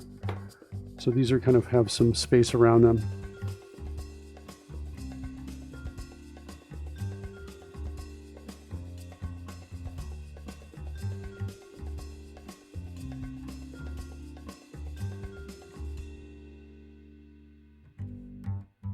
I think I want to protect against accidental change. So I'm going to create a folder for this, the same one. I'm going to drag this into here. Whoops, did I not let go of it correctly? So like this. So now what happens is I have to hit it once and then a second time to save. Like that. And I want to do the same for the others as well.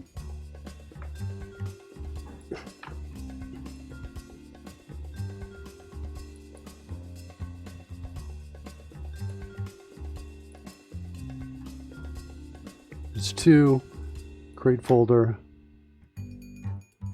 Just in case of an accidental hit, because a save is more important. It has more consequences than a load does. Okay, so that's how that works. All right, now that we've got that, let's set a breakpoint in here.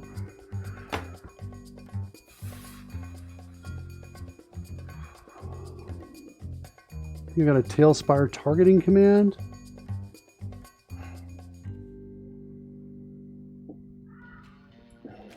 Is it there? No.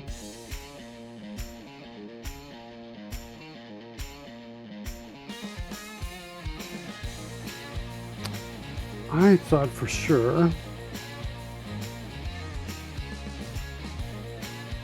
Yeah, what's this? What is this going to? TaleSpire target. It's in TaleSpire commands. I see. Okay. So TaleSpire target's going to take that, come down over here, and then let's hit the button. So I'm going to hit start with save target. Good. And now we got save favorite 1. And I think I want to do something like this. Hey, if targeting command dot contains the word favorite,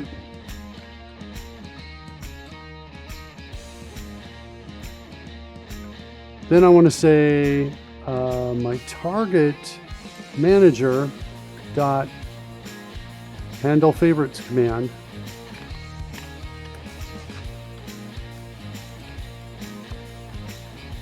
Like that, and pass in the targeting command.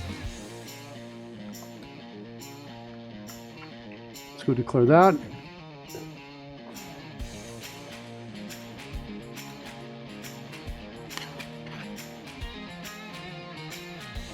Okay, set a breakpoint here. Run.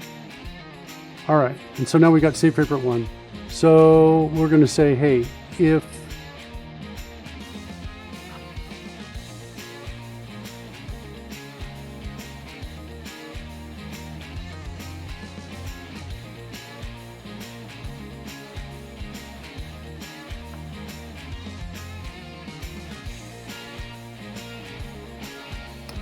ID is equal to something. We're going to figure that out in a second. Favorite position.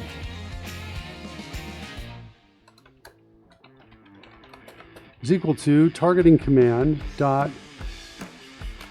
index of favorite. Like this. Then I'm going to say ID.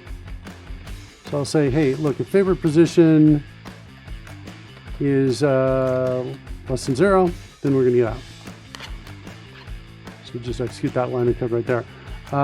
We got 4 coming back there, so we're going to say ID is equal to, let's declare this as a constant.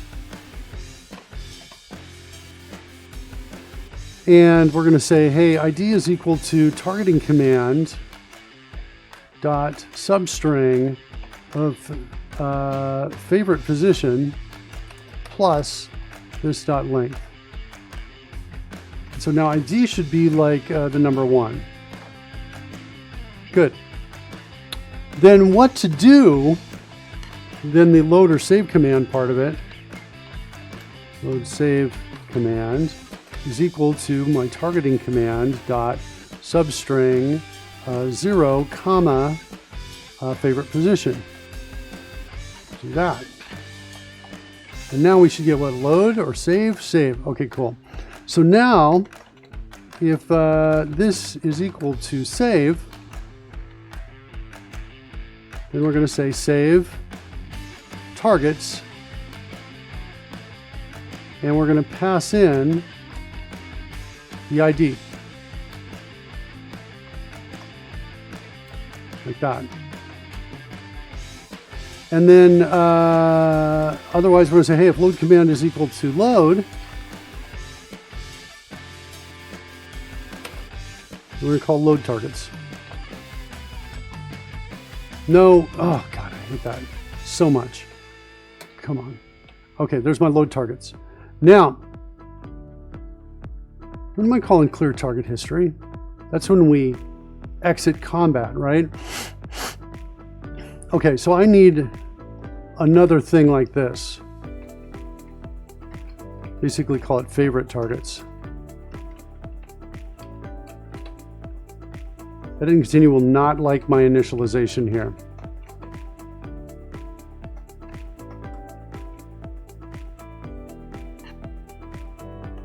Do I have a static constructor I can throw the initialization in?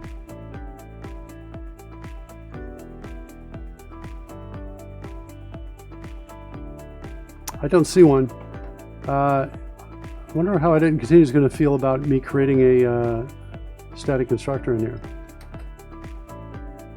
Like that. Just because I want it to work the next time I run this too. All right, let's go back up here and see what we got. Good, save targets. So it seems like we're cool with that. I need to execute this line of code right here because I'm pretty sure that static constructor is not run yet. Yeah, because that did continue. Now favorite targets has something in it, and it will from now on. So now what I'm going to do is I'm going to say, hey,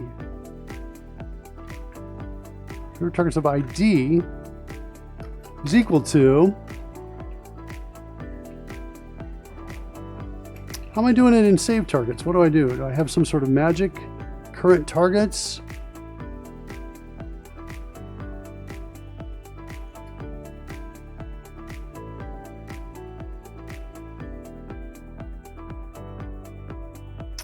Okay.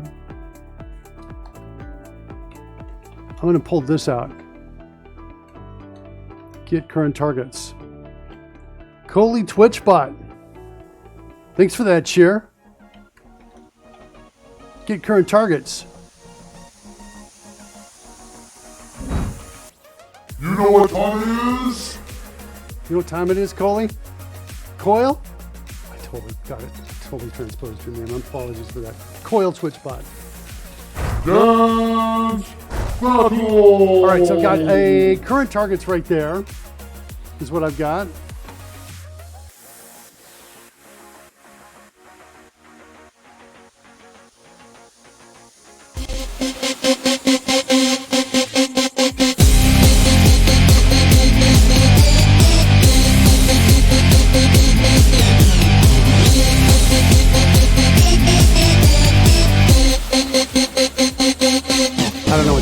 show. All right, so get targets right there. Get current targets. Cool. There's get current targets. Let's inline this temp. So I want to do something like that. That's nice, sweet, succinct code. Okay. Uh-oh. Ints. You were using ints? Wow. Now I'm kind of in trouble. Technically, I'm only passing in ints anyway, so I could kind of do it. Oh, it's so bad. I'm going to stop the app because I can't deal with this. Editing continues, making it too, the restrictions are making it too hard here. Let's move this type to its own file. And this one is going to be by strings, like that. And I'm going to go ahead and initialize it here. We're going to go get our static constructor. We don't need that anymore. You can go away. I like using strings better because it's more flexible. I can have named kind of like named bookmarks. Okay, save targets looks like that. Load targets is going to be, I think, like this. Hey, if favorite targets contains key ID, then we can do something, but if it doesn't, we can't really do anything, so we're just going to go leave, I think. I'm not sure if I'm even going to throw an error on there. Favorite targets of ID is here. Excuse me, how am I loading these save targets?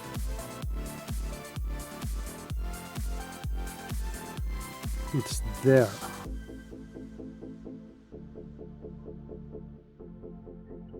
Okay. So we're going to say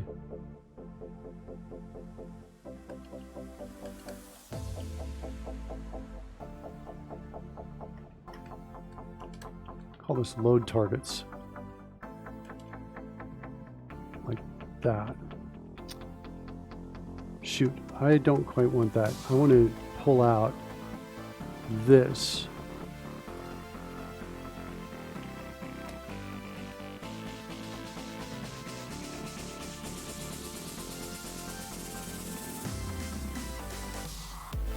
Put that up there, and then I want to extract this now. Now I want to call this load targets. Like that.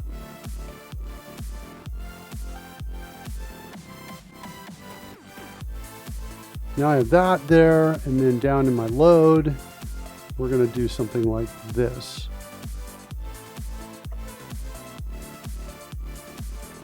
Cool. Now I got a simple load targets, simple save targets. Genescu 7, where are you? We need your help. We need your help, Genescu 7. Player when player comes to Fred shines. All right, Fred. Fred says yes. Let's run it. Here, I am.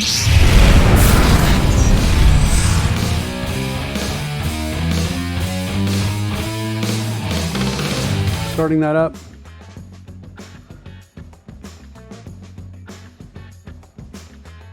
Welcome, Genescu 7. Welcome. All right. Let's give you a two-screen view here. Got TaleSpire over on the left. It's my battle test ground. I'm testing out targeting favorites.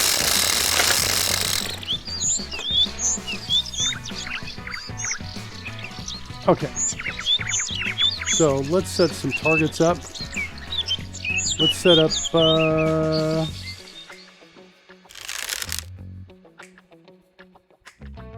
let's set up these two. Over here is one of our favorites. We'll set up these kids over here. There's another. Get this guy over here. There's yet another. That's Santiago right there. Here, let's go full screen on TaleSpire view.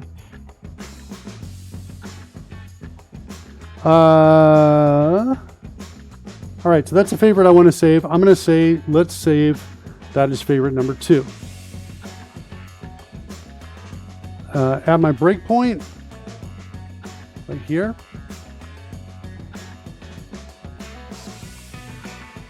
Yeah, if we do it, then we do that. Should we keep going in here? I kind of feel like we should get out. Yeah, I kind of feel like this should be a return. All right, so we're going to jump in there.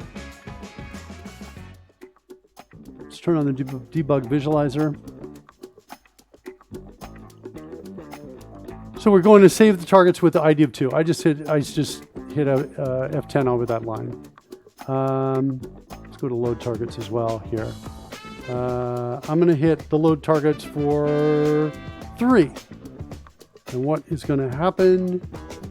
The key doesn't contain. There's no key in there. All right, cool. Next, I'm going to come over on the left side. I'm going to now change my targeting up here. I'll clear all those targets. I'm going to come over and target Merkin, Ely, and Fred, like that. So now I've got 3 over here, and I'm going to save that as number 3, position 3. And now I'm going to say load 2. We get a breakpoint. This time it does have it in the key, and I'm going to hit F10 on that, and it loads, but it doesn't clear the others. Wait, it did clear the others here, but not down in TaleSpire.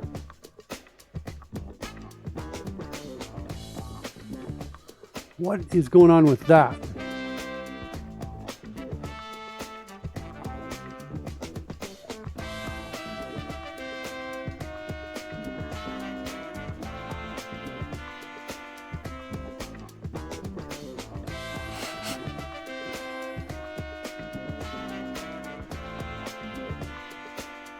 So remove targeting UI is not the same as removing all targets.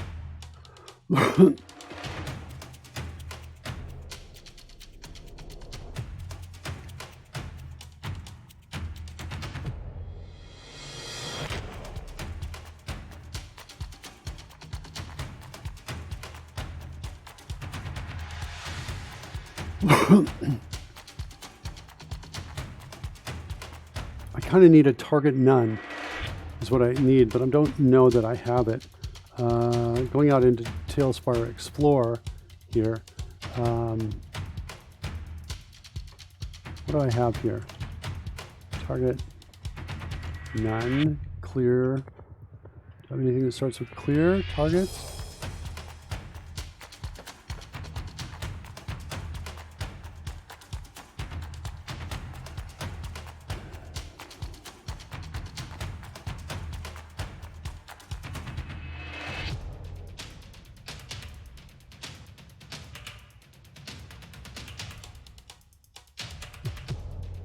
Ah, wrong one.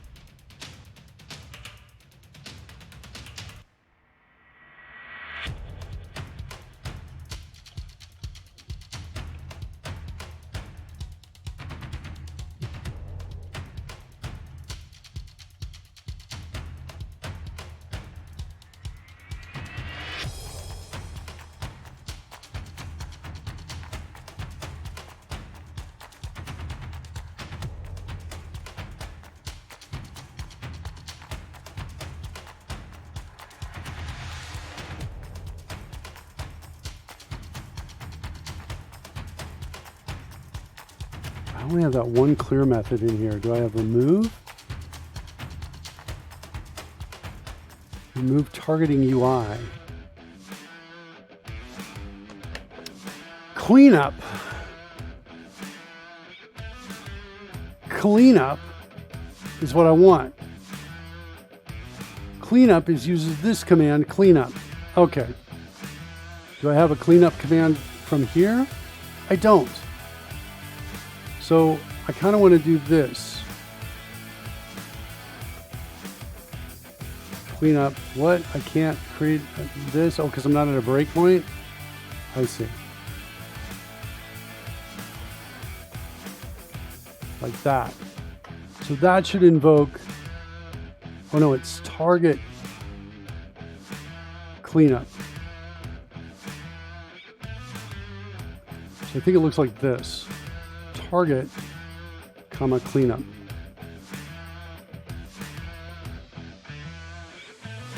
Okay.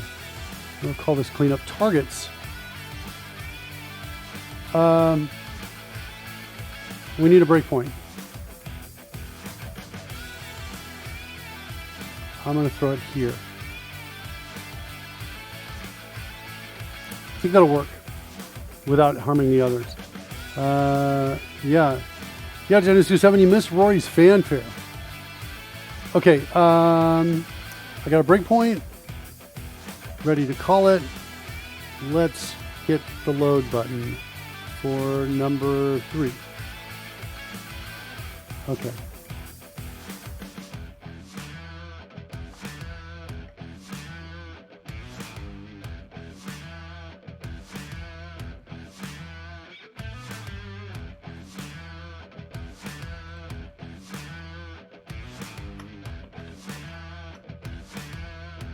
Yeah. Did I not get to this point? Why didn't I get to this point? Oh, is it because I restarted and I haven't saved it yet? That might be what's going on. All right, so let's go in, clear all the targets. Looks like I'm gonna have to toggle the others and then clear them all as well. Okay, so one more time. 1, 2, 3, like that, and we're gonna say targeting, save that as 3. Then we're going to go to players and take the 2 over here. And we're going to save that as 2. And now I'm going to say load 3. Okay, we're at the breakpoint. That did not seem to work. Let's try it again. Load 3.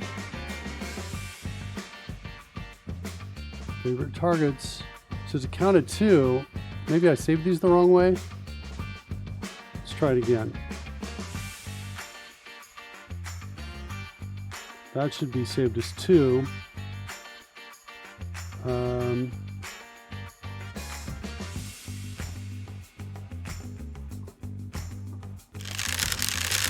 This should be 3. And now load 2. Run. Nothing is happening. Load 3. Wow. So here comes 3. ID is 3.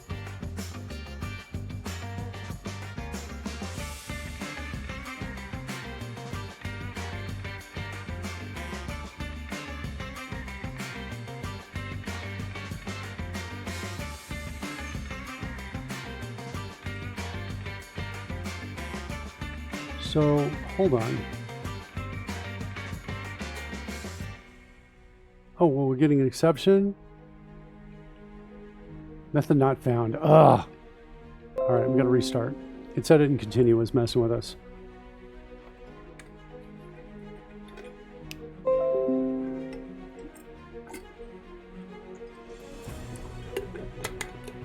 Yeah.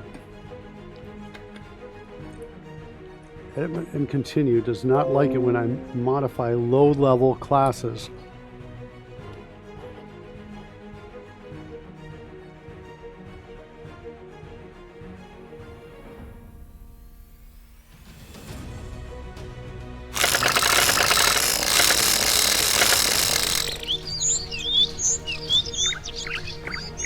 Okay. Once again, players.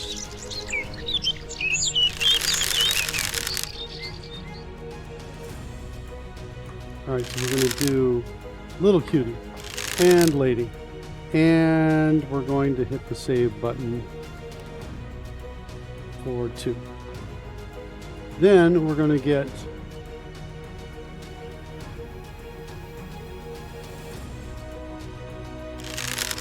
on the other side, and we're going to hit the save button for 3.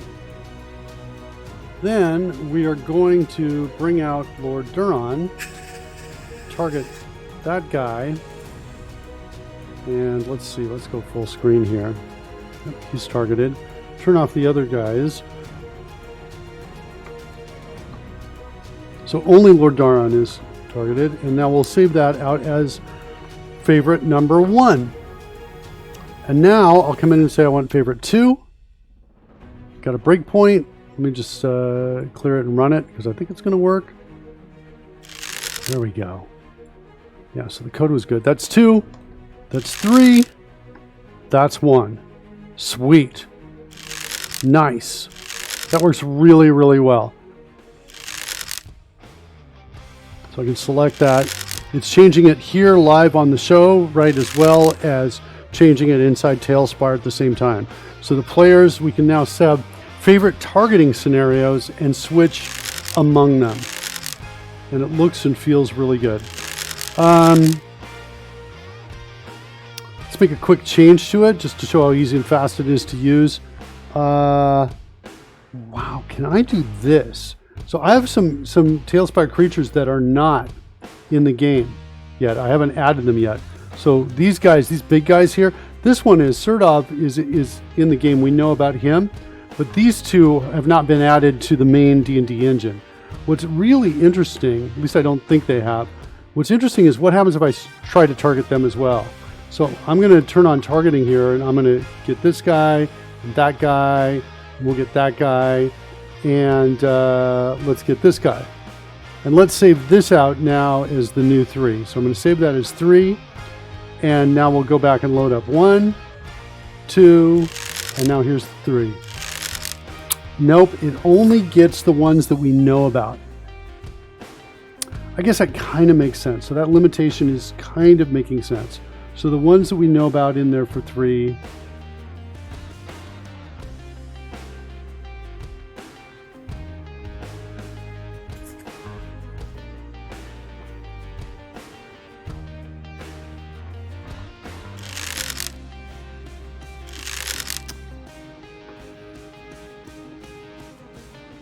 So there's a bug here. There's a bug here in that if I go turn on interactive targeting, all of this goes off, but they are still targeted. So when I turn on interactive targeting, notice inside the UI here, we have targets, and over there we do not.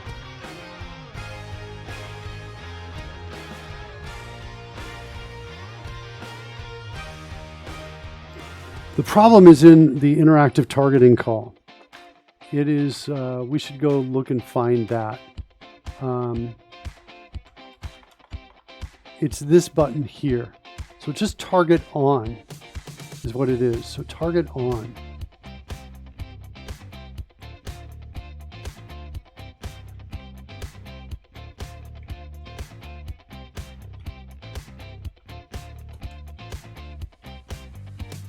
I'm not seeing that here. Let's see if it exists anywhere inside of the source code.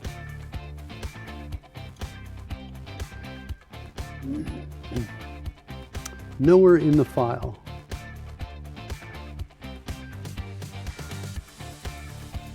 Is there another target command that takes a second parameter? Well, actually, hold on. Let's see let's intercept this.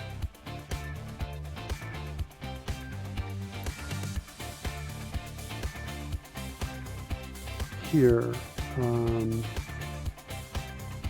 can I get to this fast? I just don't remember the name of it.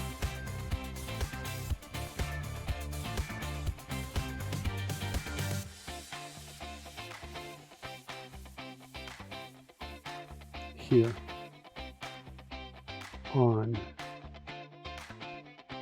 invoke target on. Okay, there's how we're invoking it.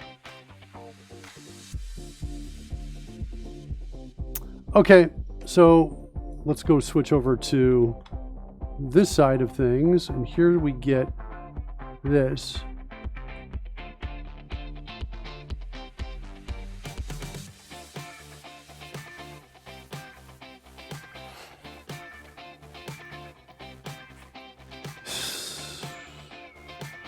What's going on with select creatures? Select creatures, no, that's not what I want. I said we call on here, prepare for selection.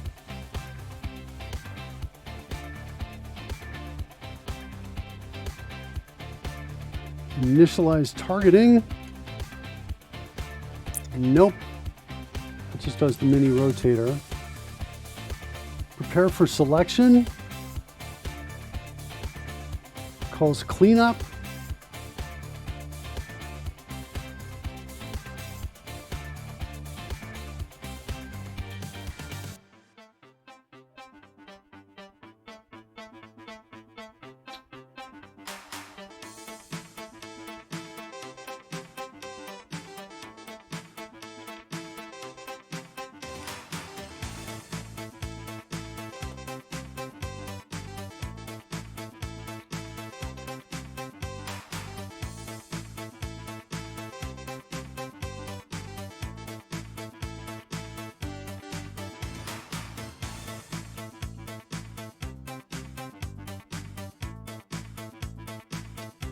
What's the save targeting UI? What is that doing?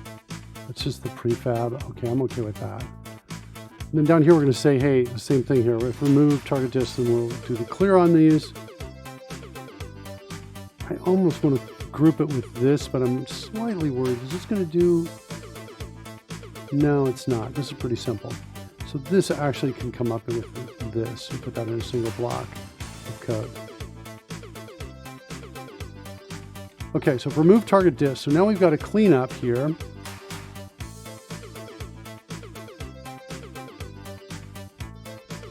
Prepare for selection. So the question is, can we call false here? Can we pass in false? Start targeting.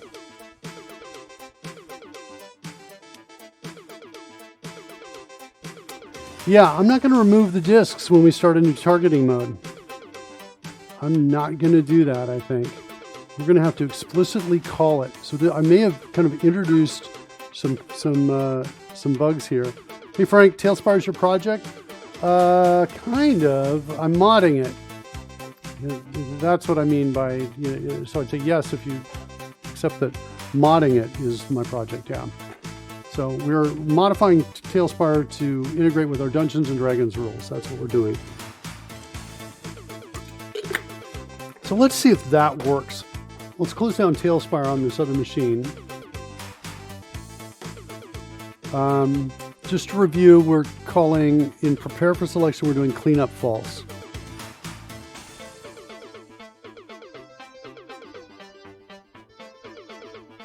Which is coming from on, and on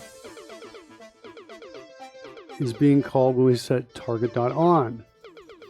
We say interactive targeting mode. It's kind of, bizarre kind of string to use. It was one of our first pieces. So we might want to add a to-do here that says, hey, change, how are you doing, Frank, by the way? Change this on command to, target creatures or something like that. Maybe just creatures.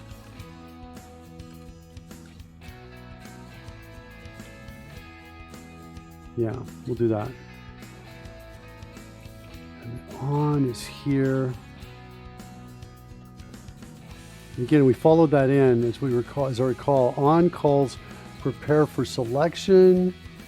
And prepare for selection calls cleanup, and now we are in cleanup. We are no longer removing the other disks, at least from prepare for selection. Prepare for selection is called from how many different places, though?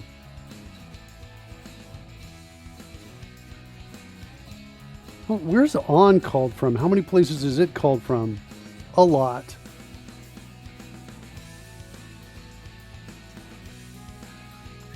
Yeah, I'm not liking this at all. Pretty cool. I'm doing okay. Thanks for asking. Frank, I'm glad you're doing okay. I'm doing okay too. Although I'm really not liking this on method. It was the very first one method we wrote. And we kind of made it this dual purpose. It kind of devolved into this dual purpose piece. And it's really smelling bad. It needs to be refactored. Refactor this into multiple dedicated methods with the best names ever.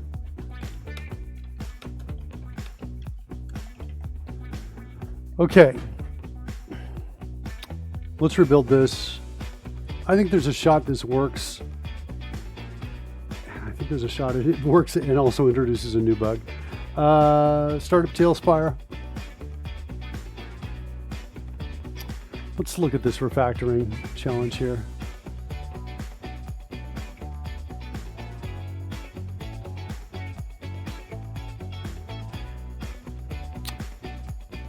Yeah, I think. Well, I'll tell you what. I know I can kind of fix this without introducing a new one. Hold on. So I've got some stuff in the update. Field creature data not found. Missing field exception. Is it because it hasn't loaded yet? Are we just going to get a bunch of exceptions till it loads?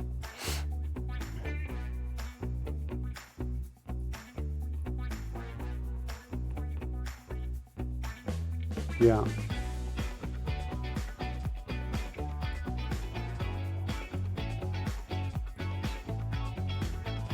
Nope, more. Stack trace. It's just in the update method.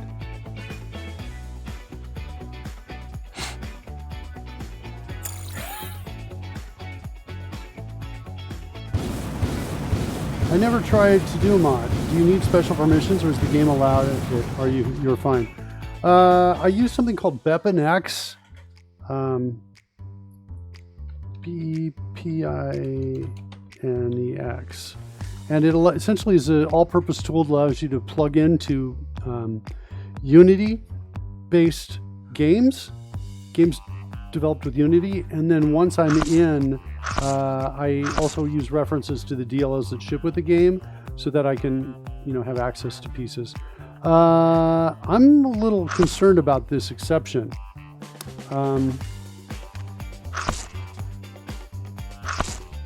Creature data not found on creature preview board asset. Coming, like I say, coming from the plugins update, which I'll show you. Let's go look at that.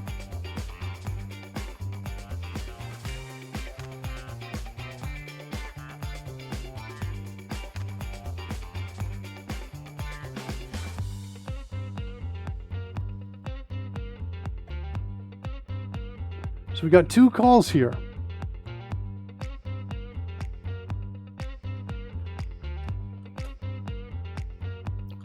This is saying this is not found. The implication may be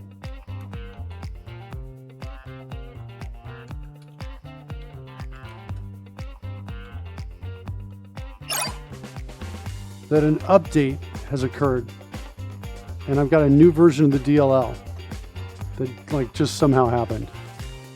Because yeah, there it is right there. It's definitely part of it. Coverbreeder says, I thought things were quiet. I accidentally muted you, though. Okay. Don't do that. Don't ever accidentally mute me. Don't do that. So that does exist here. The fact that I'm getting this exception right here, missing field exception, I think means this has been renamed or changed in the latest DLLs that are out there. That's what I think. How can we verify that? We need to go, hold on. We've got some painting going on here. Let's go see if we can find out if that's what happened.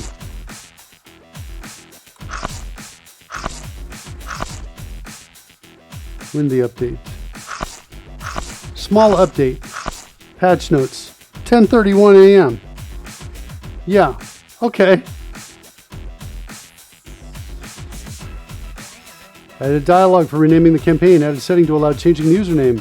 Spaced out settings a little more than before. Added tiny offset. Fix a bug. Spawning unique in a new board. Fix exception on UI scale changes after leaving a board.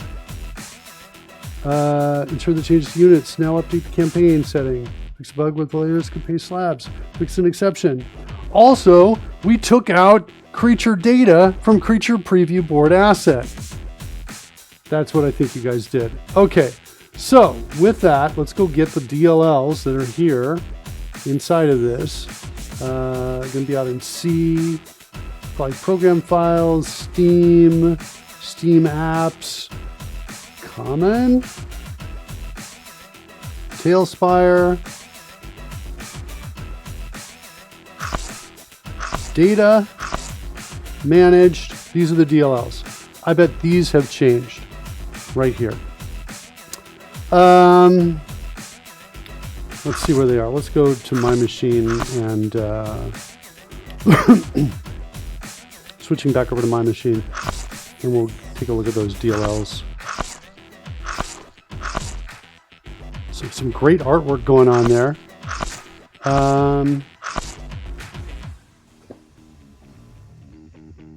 DLLs.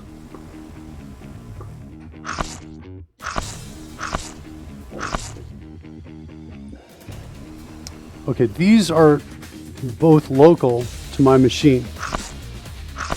Have I upgraded these? Have these been upgraded? Because I don't think they have. I don't know if Steam does that. They do not look recently upgraded here. But they look the same. Let's stop. I'm going to stop TaleSpire on the second machine. Shoot. I'm going to start up Steam on this machine and coming over here. There's my update. We'll do the update. We'll copy the DLLs over. Go ahead and close. Now let's see what we got. Yeah, there we go. So we got some new DLLs right there.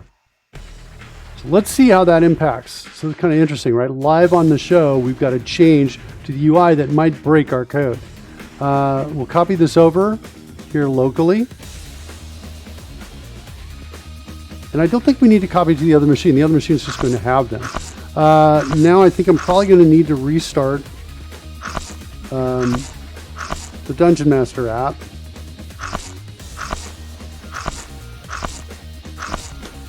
That's what I think I'm going to need to do. I think this guy's going to need a restart and a rebuild.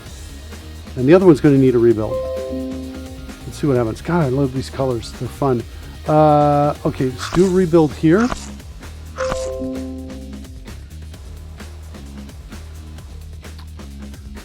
Just see if there are any compilers.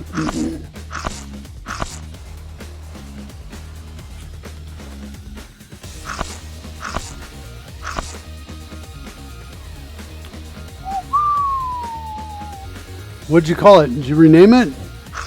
Creature Data V0. Is that what you guys did?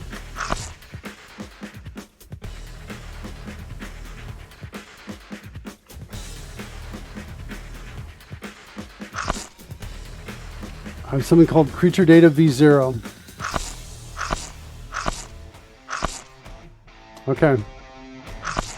That's kind of an important thing. Something called instantiate creature. Oh wait, though, that is some test code. Oh, they need a creature data V1. Where is that? I bet it's its own standalone class. Yes, that's exactly what it is. Okay, sweet. Like that.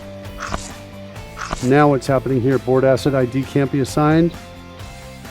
There's nothing in it. What do you got that's close? I've got a get. Do I have a set? Wow. Oh my gosh. They're trying to stop you from, well, it looks like they're trying to stop you from creating your own instantiated creatures. So this is some test code I created for Lord Ashes, who's also a modder. To answer the question, how do I instantiate creatures? That test code is now broken. Interesting. I'm not using this for anything I'm doing right now, but holy cow. That's got to be a little bit disheartening news when he does that update and looks at that.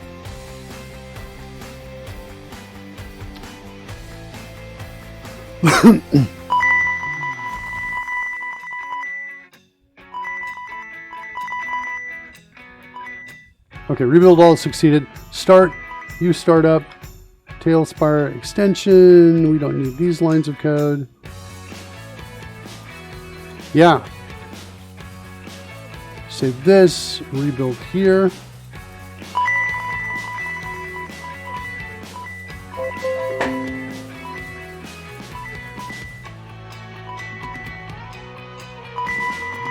Where's my problem here? I don't see the error.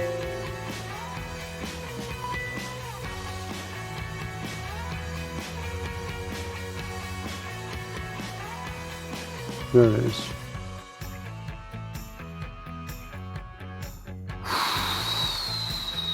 What is happening here? Creature data. Oh, they're killing me here. Bad, bad, bad.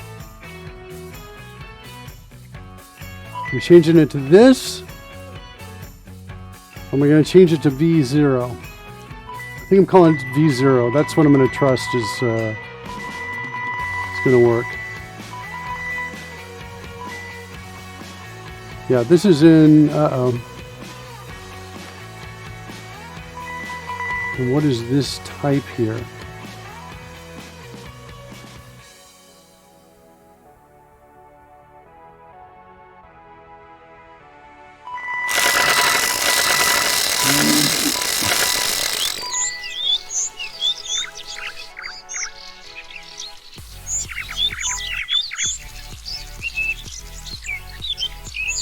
Convert creature data.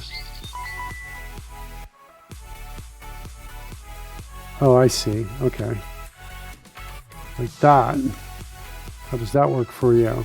V0 looks good. Okay, cool. I'm glad they kept the V0 in there. That's awesome. So that actually does kind of make it easier for mods. Okay. How are we doing on errors?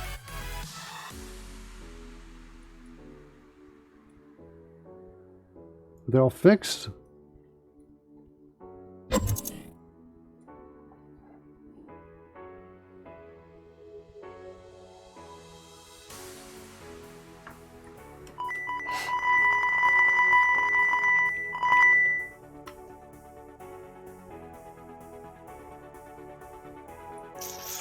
We're going to take out that test. Instantiate creature test. Okay. Built.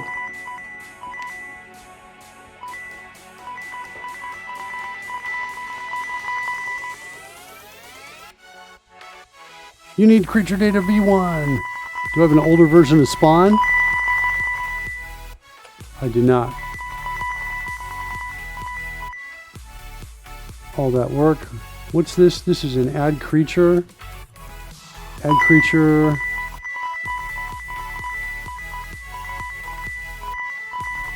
Add creature.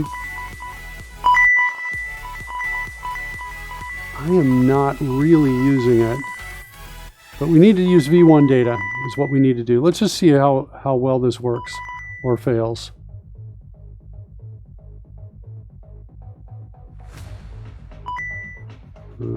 That looks like it might work. Take me to your errors. That worked. Okay, succeeded. Okay, cool. Starting up on TaleSpire.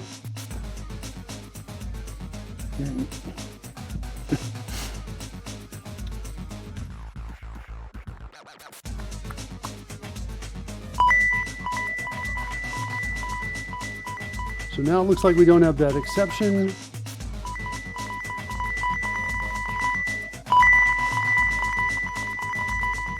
Yeah, kind of cool. Right, we have a really unusual exception and there's no real message for it. It's just like experience in doing that leads me to conclude, oh, it's because TaleSpire has updated its DLLs while the show's been running.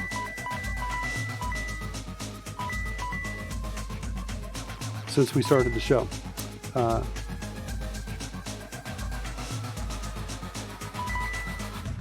Okay. All right, so now we're back here. We're seeing a bug before, and we want to kind of not see the bug. I'm wondering if I'm currently not saving these different favorite targets. I'm currently not saving them. Not sure about how I should approach that exactly. I want to take this, copy this, and put this down in targeting as well. And paste that there. Don't need conditions for the targets. Don't need damage or help. Just those. Okay, so now I want to come in and I want to say, let's get, hold on, let's go up here. Let's bring on Lord or Santiago. Bring Santiago on board. And now we're going to target Santiago. And that worked. Cool. Then we're going to, and you can see Santiago targeted right down here in the game. And then we're going to save that as favorite number 1. Then we're going to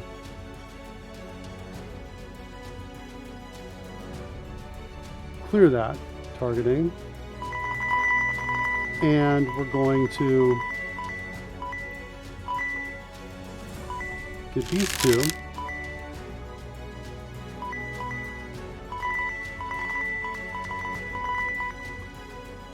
There we go, get those two, and we'll save those as 2. Then we're going to get these 3 and save that as 3. And then I'm going to hit 1, 2, 3. And now here's the bug.